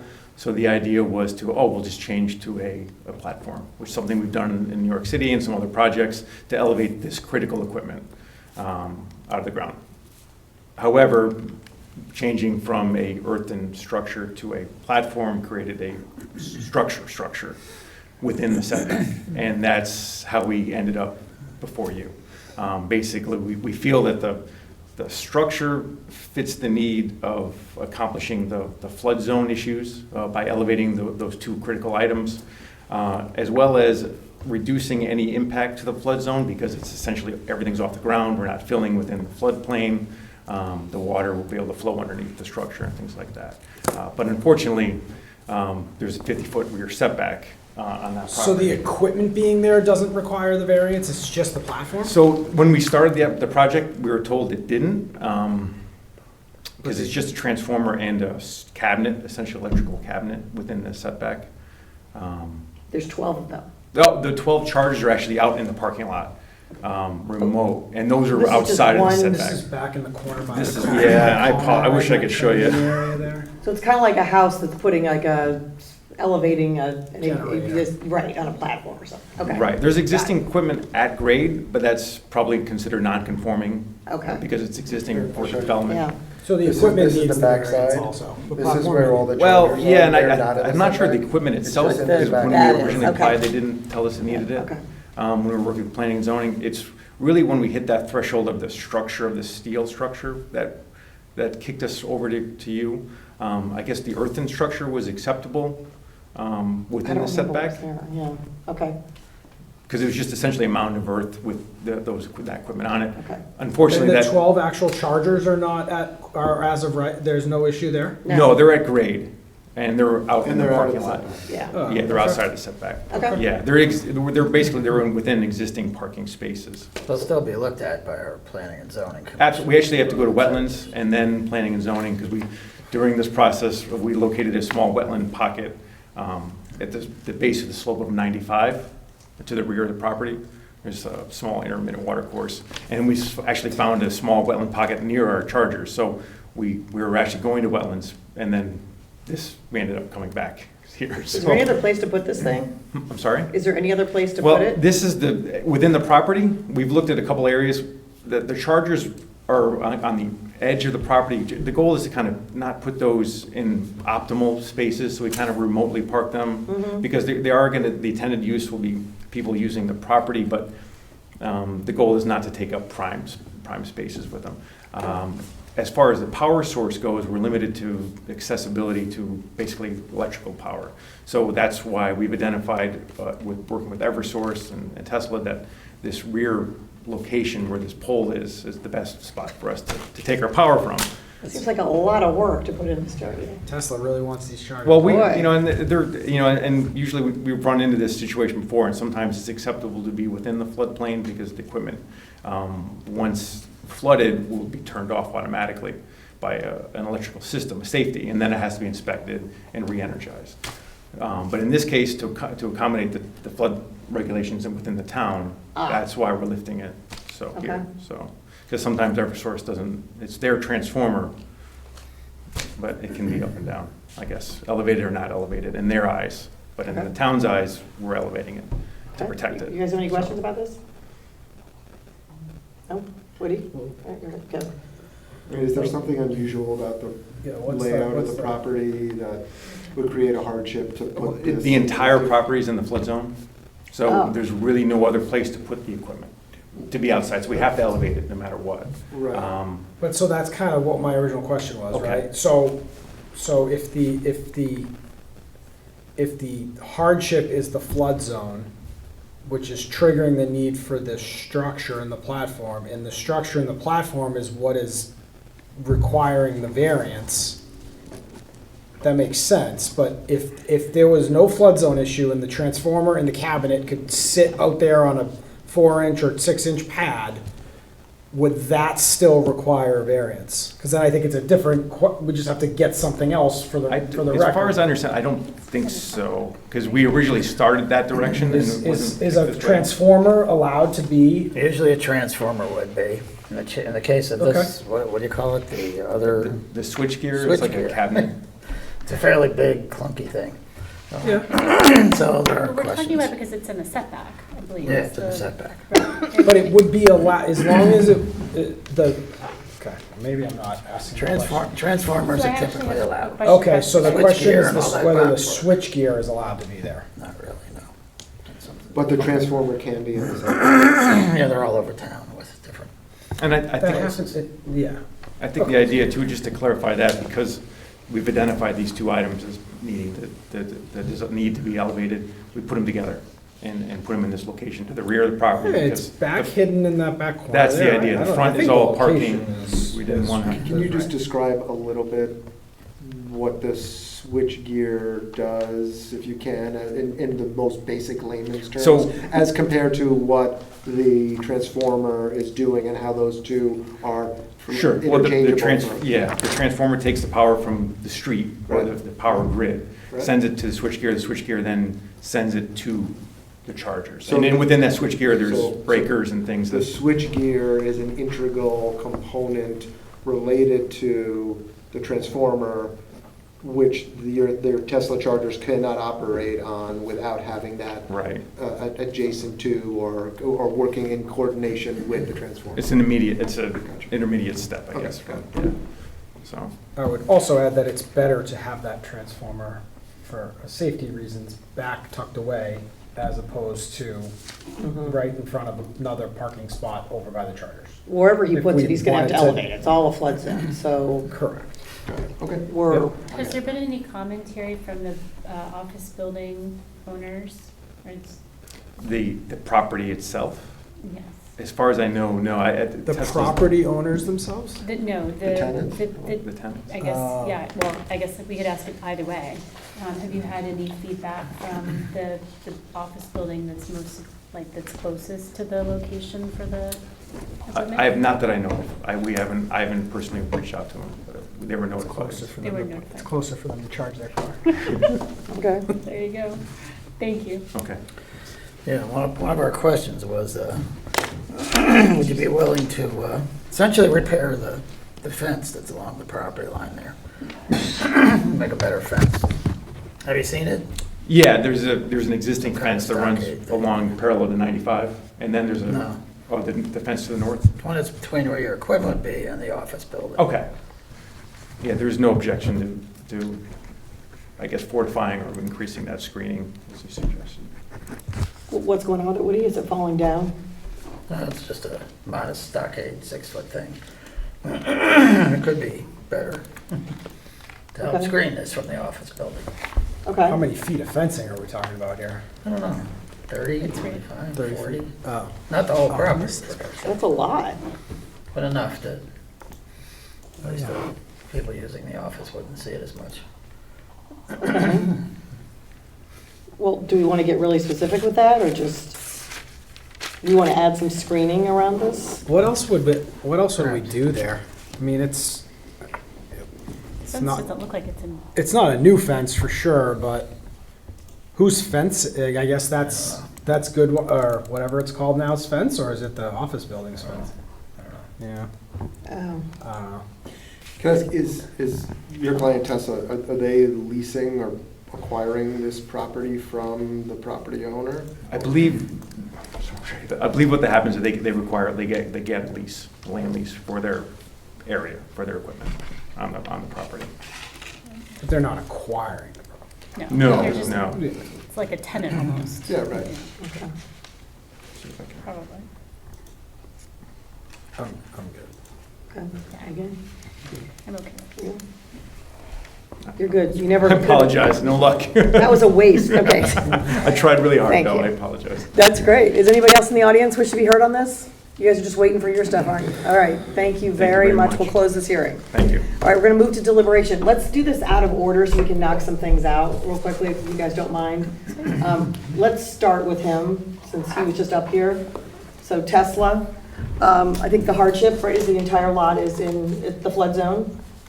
So Kevin, Yep. what do you want to Which say about triggers the the need to build the platform, to elevate the transformer. Right. And You just want to put switchgear, it which in is an area integral, that's- yeah. if transformers are allowed to be there, Well, another question is,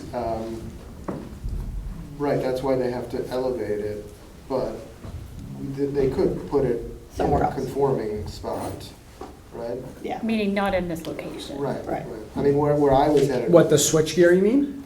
Oh, Yeah. the transformer and the Right, switch. yeah, right, they Yeah, can put it I in- guess that was kind of the point that I was making about the just. For safety it's- reasons It's and- tucked back there. The only thing that's back in that corner is the training, Yeah. is that training combine.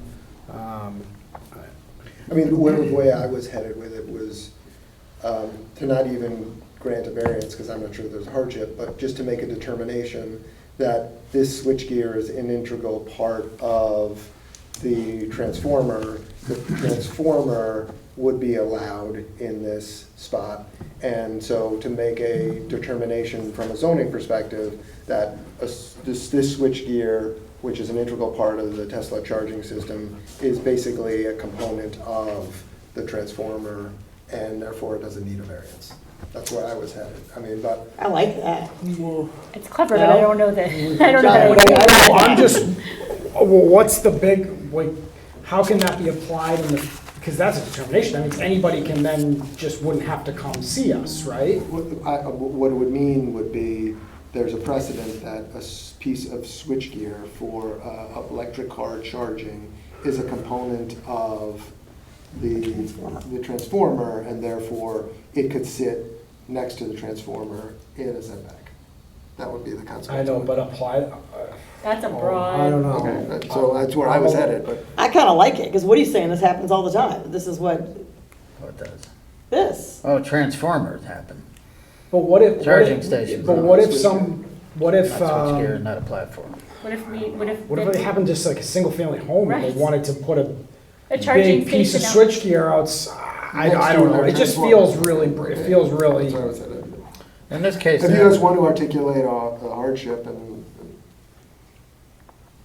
Well, the Well, I think hardship that- is the I think flood that's your- zone, I think right? that your point, though, is that it could go other places. It's not, because it's within a setback, and it's requiring a variance because it's in the setback, and you could find other locations presumably for a charging station that would not be needing a variance because of the setback. And that's what you're saying, there needs to be a hardship if we're going to allow it to be within the setback. There's a hardship, but it's unrelated, because wherever you put it, it has to be elevated. So that hardship doesn't really apply to this location. that was my point.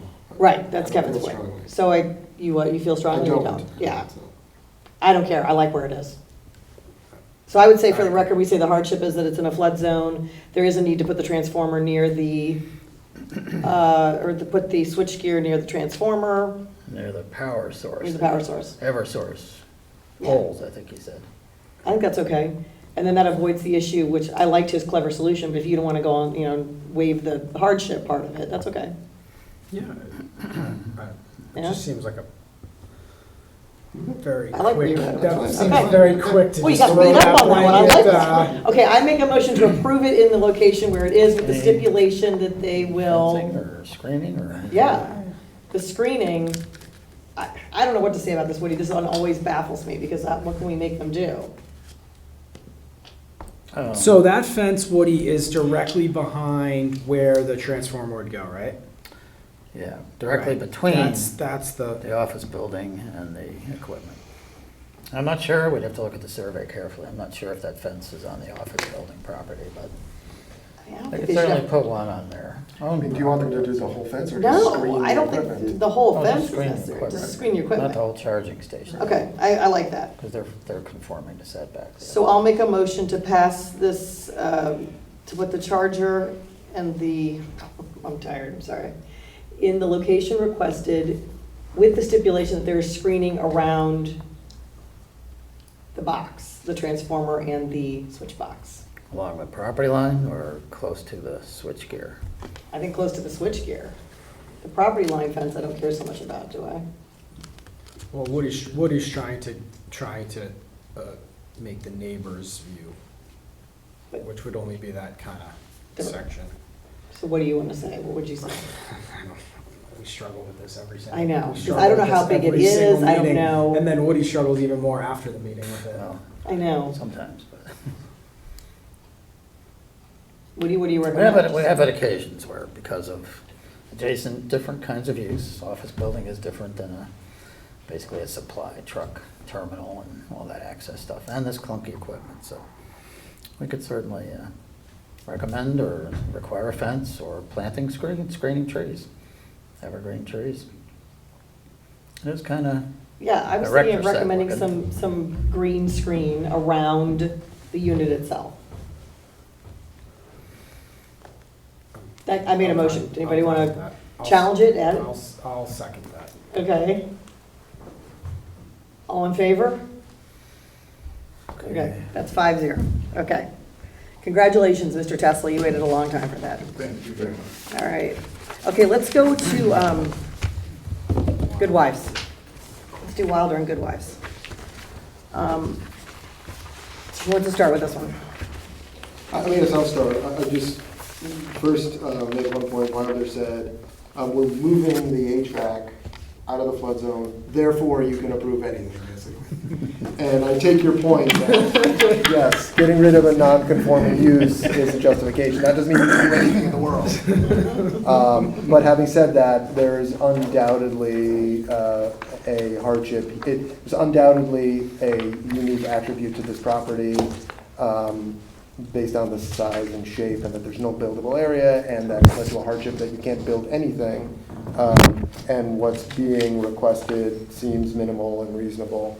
So I make a motion to approve the variance as requested. I second it. All in favor? All opposed? Nope, 5-0. Congratulations, Mr. Gleason. Thank you. That's good. All right, now let's go to Sedgwick. I guess, would you rather do Giovanni's or Sedgwick, does it matter? You're here, so let's do Sedgwick. You win, all right. Okay, Sedgwick. I mean, what I really want to do is tear this house down and move it in the right location. I don't think they have to do that, though. It does not. No. So, Matt, you want to start? I thought the neighbor's testimony was very compelling, and the neighbors put in a lot of thought and effort into this project, and has done a good job in weighing a lot of the pros and cons with compromises with the neighbor versus running the risk that it sits there for the next 2 years if they don't do anything at all. So I took a lot of her recommendations to heart, and tend to agree that the if all we're talking about here is moving the driveway to the other side of the house, that doesn't seem to be that seems to be a good enough compromise in my view. Would you let them build out the extension that they had in the back and all that? I think that's fine. Okay. but I don't really, Okay. yeah, either way, I'm not too, but I do agree that the narrowness of the driveway, I've driven by it, walked down it, it's very tight. So it does seem to be a safety issue, and it does seem like that solves a lot of the back and forth between the two neighbors and fixes everything, so. I also agree, I don't, and this Woody helped me with, but I don't see the big deal about moving the driveway. I don't either. I don't see what the big deal is. And if, I could maybe say, now they gotta go to somebody else for 2 months and get another approval, but it sounds like that is not required. Woody, that's your position on that, is that Yeah, well- they do not have to go get another permit to create that driveway on They're that gonna side? need an engineering survey, though. Well, definitely need a plan. Yeah, of course. We'd have to see how close to the property line they end up with things. Excuse me. I think it seems like a good compromise. I think the bigger thing is just kind of making sure we get through, it, given what was said during the public hearing about, taking this further and further, we gotta, what are the exact hardships here that allow it to stay where it is and get that kind of. Well, what I would formalized? say is, my view is that the hardships that were articulated, if any, were weak and don't support a variance. But having said that, the case law is clear that we're allowed to grant variances despite a lack of hardship in a number of situations. One that Wilder suggested earlier is if they're reducing the nonconformance. Two is if there is a safety issue that is being improved on. Here, there are two safety issues that are being improved upon. One is the sidewalk. Two, we may stipulate the driveway. My view is that the sidewalk alone is insufficient, and in order for me to be comfortable granting this variance, despite the fact that there is not sufficient hardship, would be if we stipulate that not only do they take the steps we discussed with removing that wall that's there, but they move the driveway to the west side of the house where it's wider and you can have better lines of sight and better turning radius. That will make a safer situation for the whole neighborhood.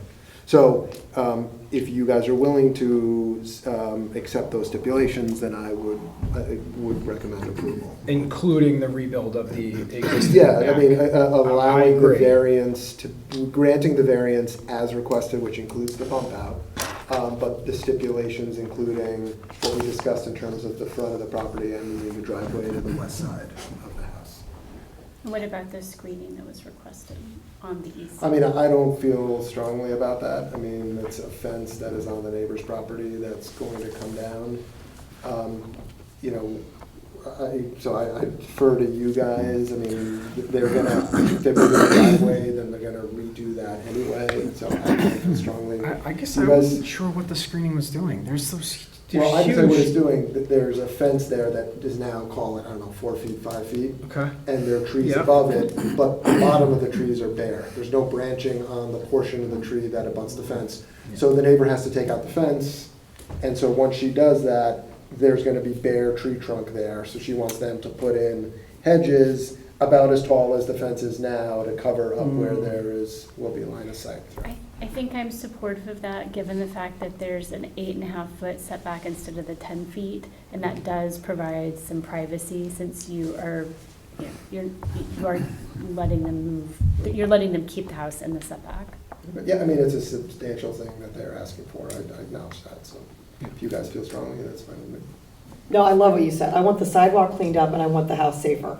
I think the compromise is we let them rebuild it where it is. I don't think any of us love that, but that's fine. That's the accommodation we make. But if it turns out, Woody, this has happened before, that someone says they're gonna renovate a home and then they end up tearing down most of the home in the process of that. Are we sure that's not gonna Yeah, happen? well, that's where the step about having a structural engineer confirm. And we actually didn't get testimony on exactly what they're gonna keep with foundation, first floor deck, first floor walls. I But think don't we their can assume plans, that, their but plans show that, I thought? the plans show a whole lot of reinforcements. And they do say in part of those plans that they're gonna totally reconstruct a segment of the house. You So could it's you could So- stipulate that it's. So, but if that they don't it's two- follow their plans, then that's a like, that That happens all the time, though.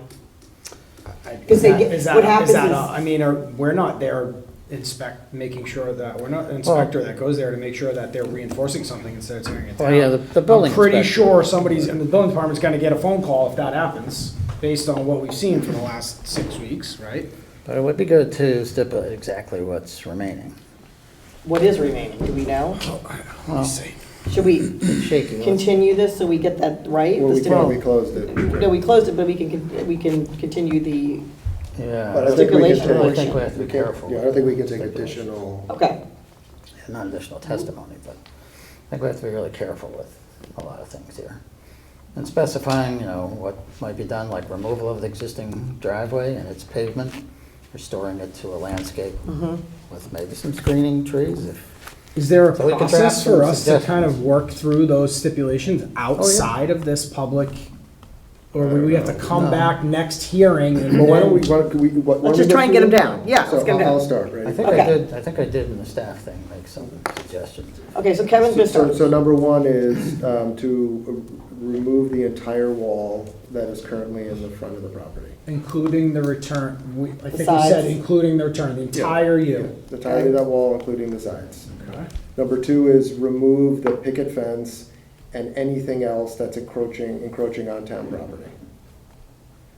That's two. Number three is to regrade the lawn in the front of the house so that it's the same level as the sidewalk.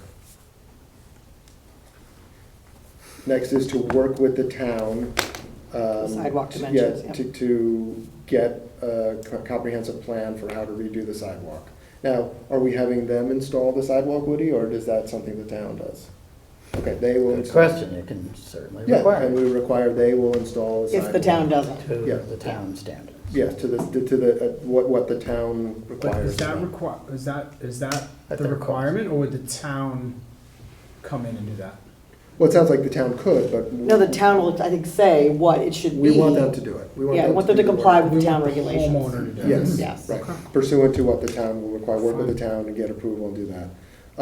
Next is to remove the driveway on the eastern side of the house and replace it with landscaping, including hedging of a height equal to what is equal to what the fence height is there now on the adjoining property. So the hedging will be as tall as the fence is there now on the east side of the property. Evergreen plantings, perhaps? Yes. Whatever it Yes, is, because Yes. those are evergreens, Yeah. the bigger trees are evergreens, right? Mhm. That are there right now? So minimum 4-foot evergreens. Okay, Now, that's what I have. I don't know if you want anything about the foundation or what work Structural engineer verification, of what. what's to be preserved. But what does that Right mean? now, we have an architectural plan that has a whole bunch of things. And a little bit of shakiness there. So you want a structural engineer to verify their plans? Yeah, that's what we've done Okay, sure. okay. quite a few times. Okay, structural engineer verification. It's just a of their letter, proposed just plans. some sort of narrative from a structural engineer that says, I reviewed these plans? Well, don't you want it to say that it confirms that the existing structure is sound and like that you can do a rebuild and specify what's being rebuilt as opposed to just a complete. They've already said it's sound. It could be confirming what the architectural plan states, but it also could be, no, you need to do more. But whatever it is, we rely on a structural engineer to do these things right, and make sure it conforms to the building code. I just assumed that was gonna be part of this. That they would do that. No, Okay, they wouldn't get a structural engineer unless we require it. well, They can get the a hard- building, they can get a building permit without a structural engineer's set of drawings? yeah, that's what I'm It's wondering. their call, it's the building official's call. So your point Depends on is how we're much is kind being of done. we're handing it off to the building department to track that information down.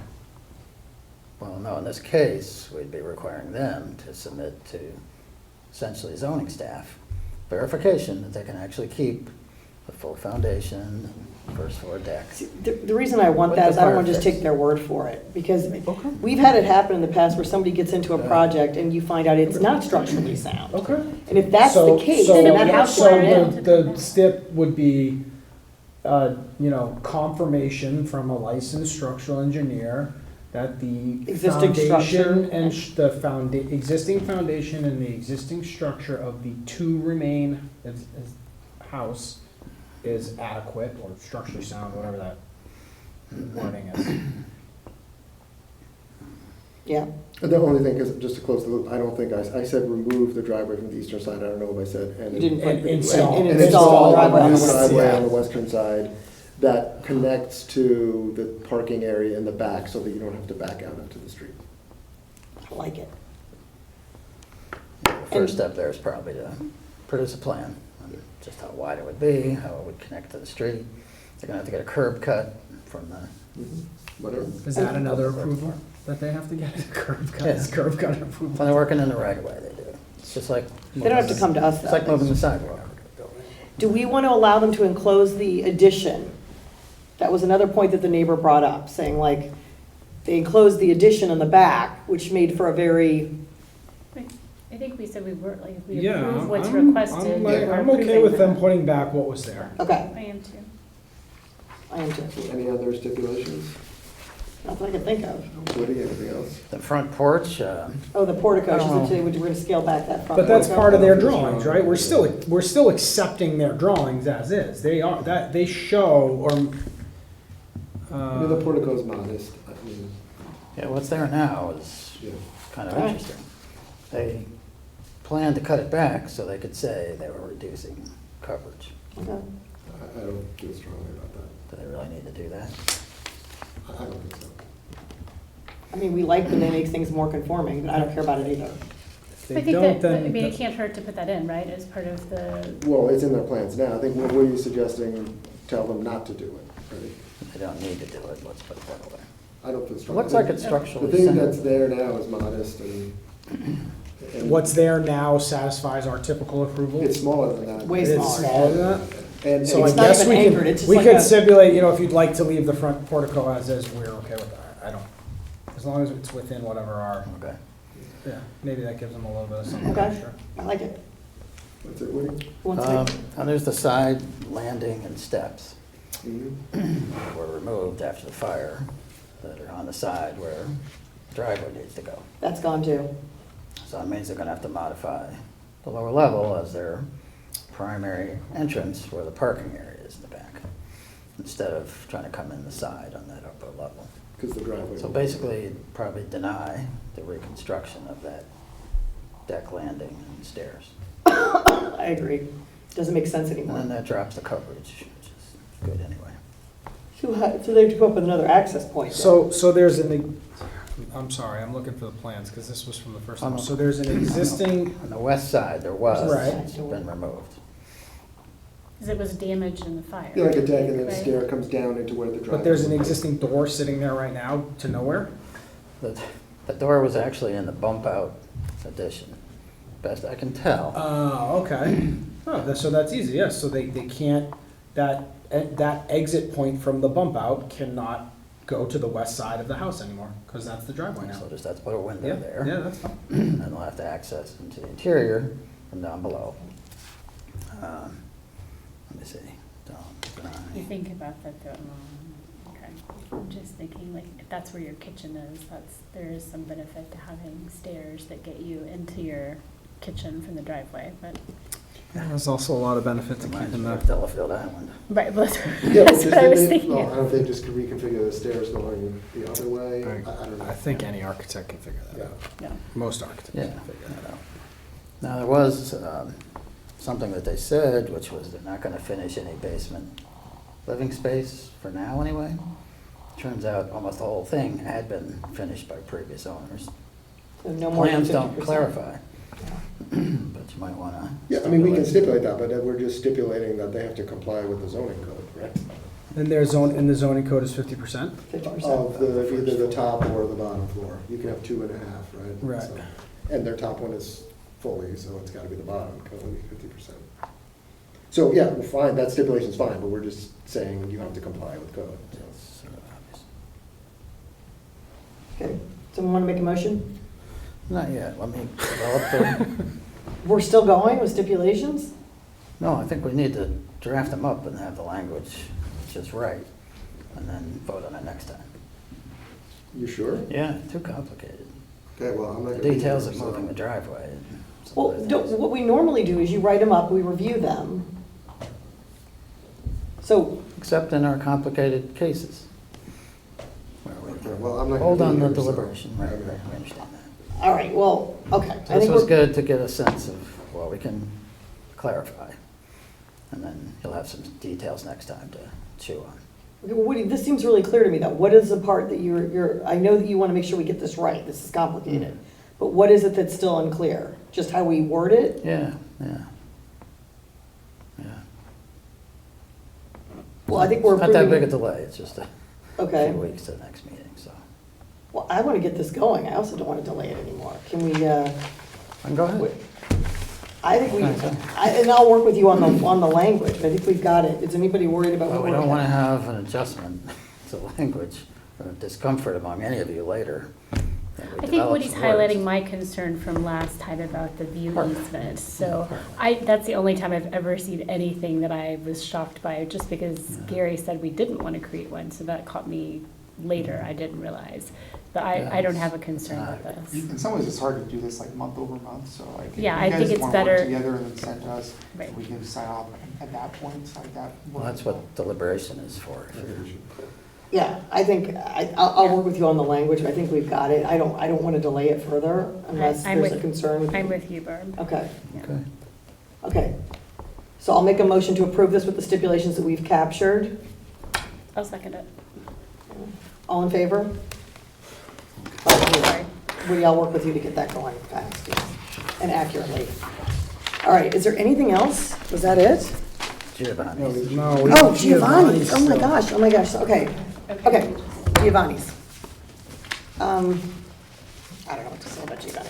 I do think, I mean, Kevin's right, they are expanding, they are expanding the use and intensifying the use, so I mean, I don't have a problem with it, I guess the concern, thank you. The concern is that this intensifies the use without adequate parking. I mean, once again, we're taking a non-conforming space and we're stretching it. I agree. The question is, can we shoehorn an argument that because we're gonna stipulate that, I don't know what we're gonna do, that they have to have that space closed, which could have up to 60 to 75 people, that it's not expanding the use. It's a trade-off? That it's benign, I guess. Which is more not a variance, a determination that this is not an expansion of the non-conforming use. And then who tracks whether that is actually closed versus whether it's open? That's the part that I and- wondered about.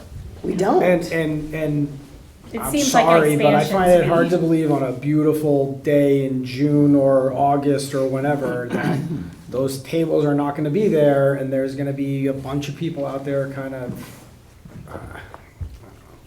Or that you wouldn't want to use that room and offer it as two together, right? That you have the indoor and you have the outdoor. That part to me, my mind sort of, that's where I went with it. It's like, why wouldn't you want to have the option of indoor and outdoor? And it seems odd to me that you would say it's an either or. If it's all for one party, if you know what I mean. what I was, like, I'm generally okay with it. I'm just, like, how's that enforcement work? Like, who goes and checks to go back to November 13th, ZBA determination that if that section is open, that section's closed, and oh, by the way, the ZBA said since it shows 36 people on the drawings, we only want 36 people, because if it ends up 50, then our whole parking argument is thrown out the window. Like, nobody's checking that. Woody, is I parking think a the fire problem? marshal It is a was the problem. argument Yeah, of there are why you times wouldn't when I have have too many people significant out there. events. But how does the Yeah, fire marshal But what know happens? that at this It's a meeting mess. today, They take we part- they take cars agree from on? us. But why is it a mess then? I think it's just for Design that for 'em on outdoor site. space. I like it. I think it Valet looks nice. people I think it have looks to great, schlep too. across the Our 4 or 5 lanes ARB of road, did sometimes a with nice dirt. job Yeah, it looks great. designing it. I mean, I like it. I guess I'm more of a I don't want bigger to deny picture. them outdoor seating, and I No, just. yeah, I don't either. I This is a concern with every project, you know, I mean, does someone take advantage of the, Yeah. Yeah. Well, what I wanted to say was sometimes conditions are helpful when we have a problem. Somebody calls up and said, geez, they had 200 people out front having a big rally of some kind, where they had amplified music, Yeah. or whatever it is. We have something to be able to say, hey, you can't do that, stop it. But that phone call We're not comes gonna to go us there every though? day. Yeah, it'll come to our office. Oh, it would, okay. But Maybe we wouldn't there go is there kind every of day a- and supervise, but. So, but I think some of those conditions that Bob talked about would be good to have. okay? How are we gonna do it? And then how do we make sure that they comply with all of the ARB? And luckily ARB did the lion's share of work here, studying so many. What's the details. process there? ARB at the end of the project goes and makes sure that they followed that's an ARB responsibility to make sure Well, that they don't have the follow? regulatory authority P&Z. that you do, because they're expanding their rights technically. You can condition all kinds of stuff. It's a good question. So the, like Liz who chairs it, so she, if they don't support her, she will go have an argument with planning and zoning essentially and say, why are you undermining, you know, these were the plans we put forth, everybody agreed to this. You have to enforce Yeah, what so we you, want them to install the bollards that they came to for safety. We want them to install the fence. Well, we want them to install the approved ARB Correct. drawings. Right, so that's the kind of thing that we'd want to stipulate. Yeah, okay? yeah. And then as far as the plantings, we've had problems with plantings. This is They had the a way plan and they just didn't follow it. Yeah. But the ARB plan actually has a real landscaping plan as opposed to what I think we had before, It just right? doesn't specify what kind of plants. Gives the idea, like ornamental grass and some other stuff, but, so normally, like what we resolved with the canopy was planting boxwoods in the island out front with Jen and Gary's help. Finally got to a resolution of that. Barb gets the credit for that. Got That didn't work so well though. We had to like go, you know, just to get a few boxwoods put in. I guess, are they gonna be difficult about this? It was a hassle. Can you just, I mean, what they had in the picture, it looks very nice. Yep. Is there a way to somehow say it in a way that's, that essentially that is similar or same as what was? Well, that's To what the I'd like to, drawings. here we go. That's what I'd like to work on and offer to you next month. Because it's important to get it right. Are we gonna require a bond or not? Maybe we should ask for some town council. I don't think we need a bond How for do something we- this I size. wanna make sure they I do mean, it right. and honestly, they want it to be attractive, right? I mean, this is one where if you're going to have people sitting outdoors, like you want it to look nice. So The renderings look very the nice. renderings look really nice. Can we just stipulate that they do it to the renderings? To the renderings, yeah. Honestly, just looking at this and maybe, I mean, they're calling, right, proposed ornamental grass. This says, How can you read that? It's so tiny. that's right, this is right. Wait, this is altering our previous variance that required landscaping in this site, like pursuant to some. No, we actually didn't have that. We had there was a whole plan It didn't of the include front this with a area, larger island and some other things. but it didn't include this area. No. So that's We what. did add plants in there. Now, I don't know if So- you've noticed, but all the plants what they said to ARB was we're gonna move Right. existing plants that are in the area of the outdoor dining. Yeah, Well, no, they're gone now. We don't know where I they get are. that, but this is not altering our previous variance related to, that required them to put plantings in certain No. places. Correct. So here's my concern, my complication. Are we giving them a variance for parking because of some hardship, which I didn't hear articulated? Or are we making a determination that this is not an expansion of a non-conforming use for the reasons we discussed? And if it's the latter, how do we put conditions on something where we're just making a determination that it's not an expansion? Right, it's not a condition on the variance, it's us making a determination that they don't need a variance. That doesn't feel right.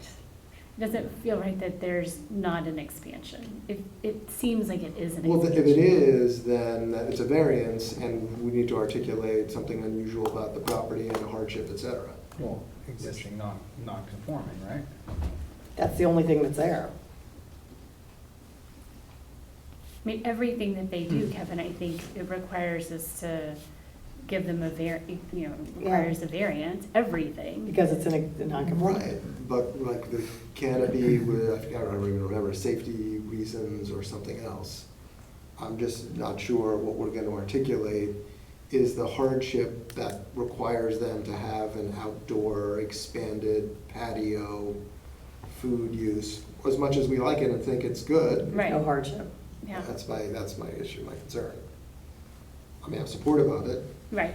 Do we need a hardship? We do if you're saying we do if we go with the expansion If we argument. go, yeah, if we say this is an expansion and. My concern is if you don't say it's an expansion that requires us to take a look at it, then you're just saying, well, go ahead and create outdoor parking. Well, if. I mean, No, outdoor like in the dining. limited scenario in which you get approval from the architectural review board and you close interior space of a like kind, or in this instance, twice the size of your outdoor space. And so I don't know That if we're would be creating a dangerous that would be precedent. part of a determination. Well, yeah, like we would say, we're making a determination where you have a scenario that you're gonna add a limited outdoor space and in exchange, you will close an interior space of at least that amount of seating, that it is not an expansion. Okay. That would I be would a go- determination we I- would make. I like that, I 'cause would that's go the for that. workaround, because I don't think the hardship is clear here. Yeah. But, I mean, Just other always think of restaurants. what, then how is somebody gonna read that someday and take advantage of it?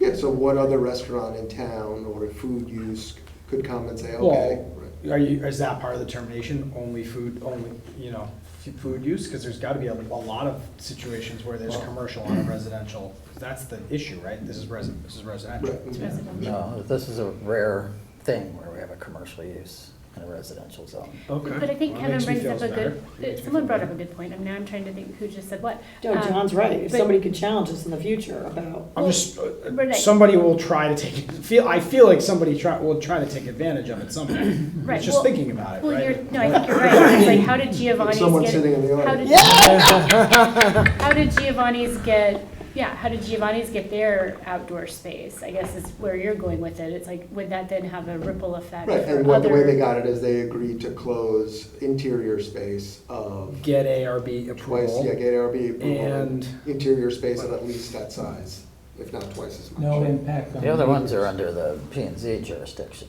all the other outdoor dining places. The town, with ARB review first, and then the commission actually says, okay, I'll let you do it with a limited number of chairs and seating and whatever it is. Okay? so Jana, you're saying it's safer then to rely on the hardship argument?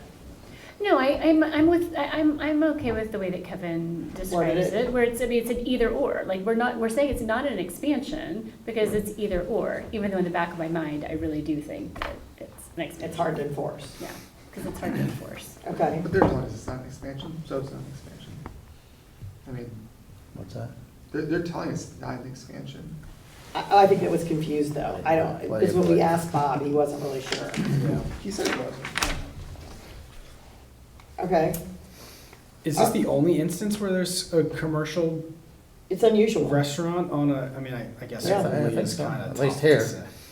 And by the way, our commission has thought about in the past rezoning this for a commercial use. And because of the limited parking and the history of difficulties, I thought it was better to leave it in the careful, tight hands of the ZBA. Oh, Okay. all right. So it's kind of an. But I gotta think if this was commercial use, that this they'd have to come for this anyways, right? Yes. It's Yes. It's right there. Yeah. And there's safety involved with the fire marshal and health code and some other I stuff. would say the parking would be the big issue. That's gonna come up. I mean, this might have a marginal increase in parking difficulties. I don't think it's a lot. Well, it's not like they've solved the problem by offshooting it, but I'm telling you, I like, don't know if it's solved, yeah. if this were coming in front of us as a new application, we would have a complete parking study that goes with this. Well, that's what we have. We don't have that. We don't have a parking study, but we do have essentially a new use area Mm-hmm, that's before you. okay. I am okay with it. Does someone want to make a motion for it? Well, how do we condition this? Yeah, I think what Can Kevin, we're Kevin doing- state it again? No, but my concern is if we are doing this as a determination, I'm not sure how we put stipulations on our determination. Because we're saying you don't need a variance, so I'm not sure if we then have the legal basis to put stipulations on. Because we're basically saying you're good. Is it a stipulation, though? You're wording it in a way that it's I get it. an interpretation, I think is what you're saying. Like, we're making an interpretation based on the facts that they presented. And if it turns out that they misrepresented the facts, then the determination no longer holds. but there's no enforcement for that. Yeah, no, I agree that we can include, it'd be clear that you must close the interior. Yeah. I'm saying some of the other stuff might be difficult. Oh, the conditions. Right, Oh, yes. yeah. I agree with you. Yeah, I don't think you Moving of could. the planting, restoring the plantings to another site, I mean, with the lights not facing the street. The sound. No amplification stuff. I guess, I mean, I guess we could articulate that that might be an expanded use if you're now bringing out, like, amplified music outside. That's now an expansion of the use, so I think that we could. We want to get the number count in there too somehow, right? Yeah, right, 36 right. people Yeah. or 30. If ARB said 35, whether it's a So typo Woody, or not, we what probably are the don't want to step on stipulations? that. So what are the So let's do a stipulations variance. you suggested? Okay, So you're Well, saying go back to a No, variance? I think we can maybe Hardship. do it without that. So, but just, hear me out. So what were the ones you wanted, Woody? So, there were a no whole bunch. amplified sound. I went through some of them. Lights not directed toward Post Road or neighboring property, the cemetery and such. So, Bond, I don't think bond. No, I don't think bond. no, I That don't was think a that's. mess. So last if we just time. start from the top, so we make sure we get them all, Yeah, right? go ahead. There was the specific plantings approved by ARB, right? So follow the ARB plans. Mhm. No lights towards Post Road. And Woody, you made a note, remove existing landscape lights. What's the issue there? I have a couple that are in that ground-like thing, but they're shining right out toward the, Post where the Road. pull-in right now. Those are just temporary things that they stuck in the I ground. don't know what they are. All right. But we were we very can- careful with the canopy, and we made them take off some hideous lights that they had just, Okay, so we Yeah, got I mean, down to some pretty indirect, attractive gateway to town looking place without garish lights. No amplified voice or music at any time, so no amplified sound, I guess, Mm-hmm. is the way to. No parking in front area. I mean, I don't, do we even need, what does that mean? Like, there's no. there are no parking suggestions. Yeah, spaces there right. now. That was an issue before they put the awning in, I don't think that that's an issue anymore. There's no place to park there. It'd be good to verify. I mean, I think that's Okay, why we can. it's valet, all right. They're probably gonna have deliveries. and I wouldn't be surprised if lots of things happen, but just don't want vehicles stopped there. Okay, Properly replant boxwood shrubs in island to match before beginning any outdoor dining area construction. Woody, you've got to let that one go. If they replanted them and they're a little bit smaller, like, is that really what happened? That's ridiculous what they did. it's, okay. Let's just Um, let's let that one go. Please. I'll admit it's my hangup. I know. I'll address that one if that Yeah. comes back up. We might address it now. I'll go plant for them. They didn't match the darn. All I can say is, here we go again. Little thing, but, yeah. What about this fence in the back? Do we care about that? Why does that keep coming up? Oh, that's the new fence that they put in. It Takes takes up up a another parking parking spot. Okay, I think we have to let the parking thing go, right? Yeah, it's a separate item, but yeah. Okay, So wait, we honestly didn't get through all We these did, yet. there's. So let's knock one thing off at a time here. Okay. The outdoor dining area shall be the only, Oh, no, you missed the oh god, no umbrella advertising. no umbrella advertising. I do kind of like that one. That's gotta be, I love that. yeah. And they were fine with all these except for G and K. That's all part of the ARB plan, though. I don't know why Outdoor we're still dining doing this. areas shall be only such area on the property. There shall be no future outdoor dining. Yeah, I so can this see is why the we good- can't. This is the good old, G. come here for 400 square feet, and then in 2 years, when only one of us is left and it's just Woody, they come back for another 400 square feet. 400 square feet on the other And side. if we make a determination that it's not an expansive use, If they. how can we yeah, say if no to they- something else? Right, if they then decide to close another dining area. Then they can, oh, man, I This don't, is where I I don't agree. know Okay, about so, this. all right. I don't know about this determination, guys. Okay. Because then what if they're now somewhere else, they build another dining area and close another? I don't know, just. But then that's a separate hearing. No, they have if to it's a come in front of us. determination, If we make a right? determination that if any of all these things apply, and you eliminate at least as much dining area, it's not an expanded use, then yeah, they could probably just go to Woody and be like, look, we're doing exactly what the Yeah, determination I wow. found is, so. That's Okay, a well, bad canda. I'm I just- like the idea for this, but I just, Right. does that concern you too, what that could open up in the future? Yes, I mean, if they came back and said, we want to do the same thing in the back, I think I'd be fine with it. But we had problems with that when they did propose that some years ago, and neighbors were very concerned that they're gonna Which have- neighbor? The Right neighbor across, is. right across the cemetery, there's several homes, and Yeah. actually there's a couple side roads that come into it. Uh, And they had parties going on, and they had photographs I being know, taken. I know. and Plus, they were taking up some parking in the back with the deck. Also, the dispensary goes in. Well, let me just say that there's no testimony on the record really of hardship unless you guys want to take the view that because this is a non-conforming use, anything, and is this the minimum adjustment necessary? I don't know. That's weak, though. It's not really accurate, but Yeah. it does help, it does protect Because us. it's not depriving them of substantial justice in the use of their land to not have extra outdoor dining, so. I agree. So my view is, my personal view, I'm not advocating this, like, if it's not a determination, I'm voting no, so. And maybe a determination's not the right thing, like, I'm not advocating for the determination, but I'm saying I think if we want to give this to them, that's the way to go, but there are risks with it. I think you're saying there's not hardship justification. The what? I think there's Is that what you're hardship saying? justification, I just think it's weak.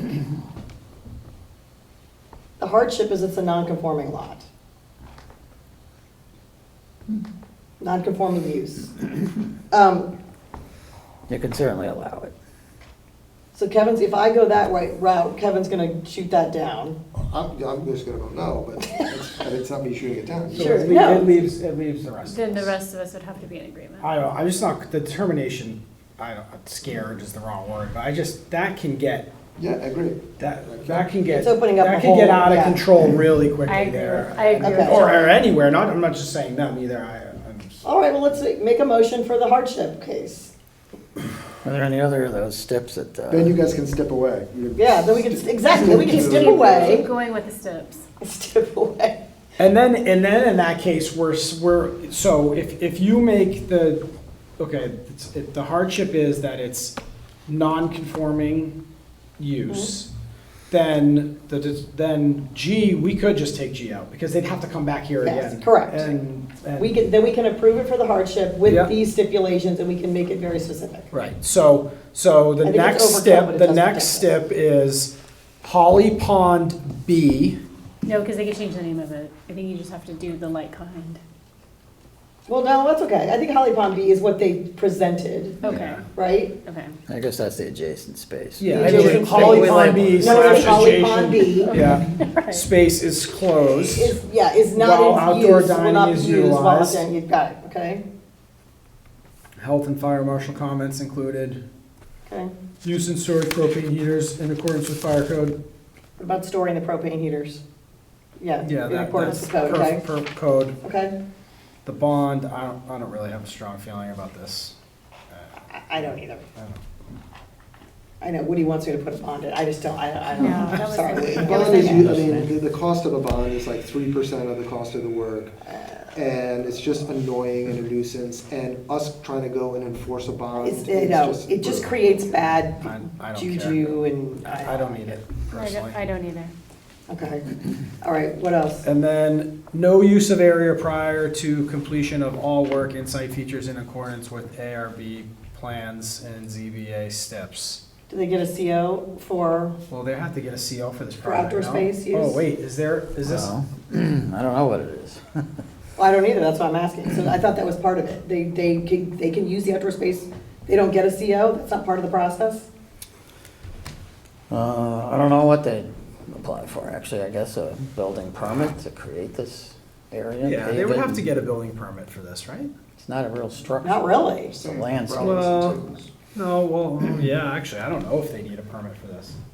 So fine, so keep it, then they've got a no use of space until ARB and ZBA staff approval. Okay, Or CO if building permit yeah, that's true, required. or a CO, yes. Okay, Well, it'd be good to get it all done now with the bollards and the fencing Yeah. and whatever else. Mowing Okay. the plants and whatever else. anything else? The fence at the back, if we want to talk about anything, I No. don't have an issue with, I don't have an I don't issue with the either. fence. Just a little security back there. So, yeah, it seems like it's, the style of it looks. Yeah, it looks fine. Yeah, I think it's just Woody's comment is that they do things and they don't ask, and then. Yeah. Yeah, some years. Is that ago- required for, you don't need to get approval. Oh, I guess because they took a parking spot to put the fence in. Yeah. Yes, that's the issue. Number of years ago, side I'll call it, they decided to expand their parking lot toward the cemetery. They expanded like 5 feet or something, cut down on the landscape buffer space. We had to say to them, you can't do that without the blessing of the board. And there was a compromise reached. One of the board members was pretty clever, said, okay, where they had a lack of backup space near the building, we'll let them keep it. But further down, they gotta restore it. Take out the pavement, put in landscaping, soil and shrubs. Don't do that. Ask first. There's just a history of them doing something and then us smashing them after the fact. Well, let's move forward Each on one of this. us have to pick a month to visit this Yeah, patio exactly. next spring. So I'll make a motion to April, May, approve June. the variance request for the outdoor seating with the stipulations so noted. All in favor? I'll second. Second, okay. All in favor? 4, 1 deny. Thank you, Kevin. Wait, real quick, other business, I guess let's close this, okay, it's 10:20. We are off the record. Wilder's still here, but he's asking us to, I think, put on the agenda Oh, you want something on the agenda, Wilder? the item. That's what you waited for? Request a Oh. 9-month extension. Oh, yeah, okay. It's at the end, but Is this the first extension? I don't think so, no. Wilder, what do you Yeah, it need? is the first extension for Is this. it? Which project We is got, this? well, we. 38 Delafield Island, okay. Several years ago, they proposed it. Yeah. That Well, lapsed. this is, we It's a new redid it, application. and it's been 6 months. Was it in like May or June or so? It was May. Which. So you want another 9 months or you want No, no, 3 months? It's an I want addition. another 6 months because my letter explained it, and they're, Your request actually said 9 months, but I'm sorry? The request said 9 months, but okay, 6 Yeah, months. But it's the first request. Yeah, if it's the first request, I think we're good. Okay. they've had complications. They claim they have a contractor and they're ready to go, but And they're living in the house where they're doing it, and they have to get the windows in, and they've had the value engineer. Okay. So that, because the budget came out way more than what they thought it would be. And they're gonna live in the house, so they have to do the house somebody make a first, motion to add and they to have the to get the agenda. windows in place. What are we talking about? I'll make a motion to add to the agenda the extension for what property, Wilder? 38 38, 38 Delafield Island. Yeah. for 38 Delafield Island. I second it. Kevin seconds, all in favor? Thank you. So granted. And But then, now we have to, do we have to vote to give the extension? Yeah. Okay, Yes. I vote that that thing we just added to the agenda, we give a 6 6 month month extension. I second and. All in favor? Yeah. Got it. Thank you. Okay, and then this 6 month extension for now Shauna I Sullivan see. Riley on 24 Cherry Street. Yeah, you can do those too if you'd like. Okay, Kevin, is First that a first? extension? Yeah, I think it is. No, it says it's Oh, following no, a this March is the 20th second- request. This is the second Not extension. Second 6 month extension. It's taking a while here. Do we do this, or, I mean, I don't want Flood them to zone. come. Should we make them come back?